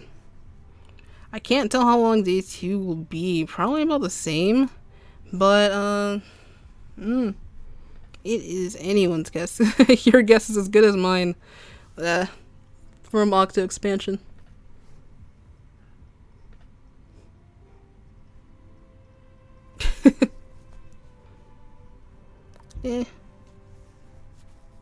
I'm just looking through the chat and just reading all of your reactions, everybody. So, our time must come to an end. Hopefully, you can join me again tomorrow afternoon. That's in my time zone. Maybe morning for you guys again. And the ending screen will give you more information on when that'll be. It'll be at 3:30 my time, which is 4:30 for Eastern time and 1:30 for Pacific time. I also have time converters in the description for you guys to use.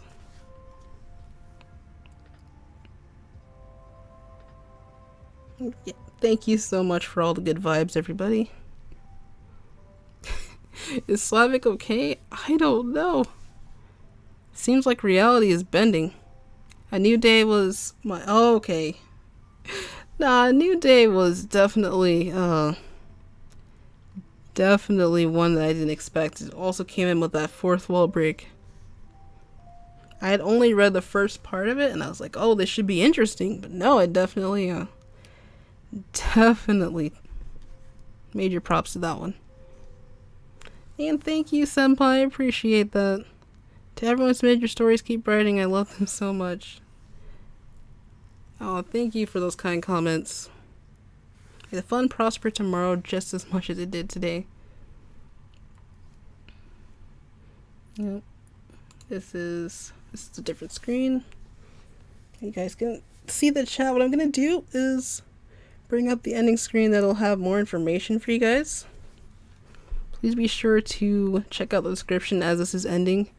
Just pop it open and you'll find all the links for all the art, music, everything. Even the set list itself that we were currently on. This one. Whoops. Okay, but yeah. You guys can actually access that in the description.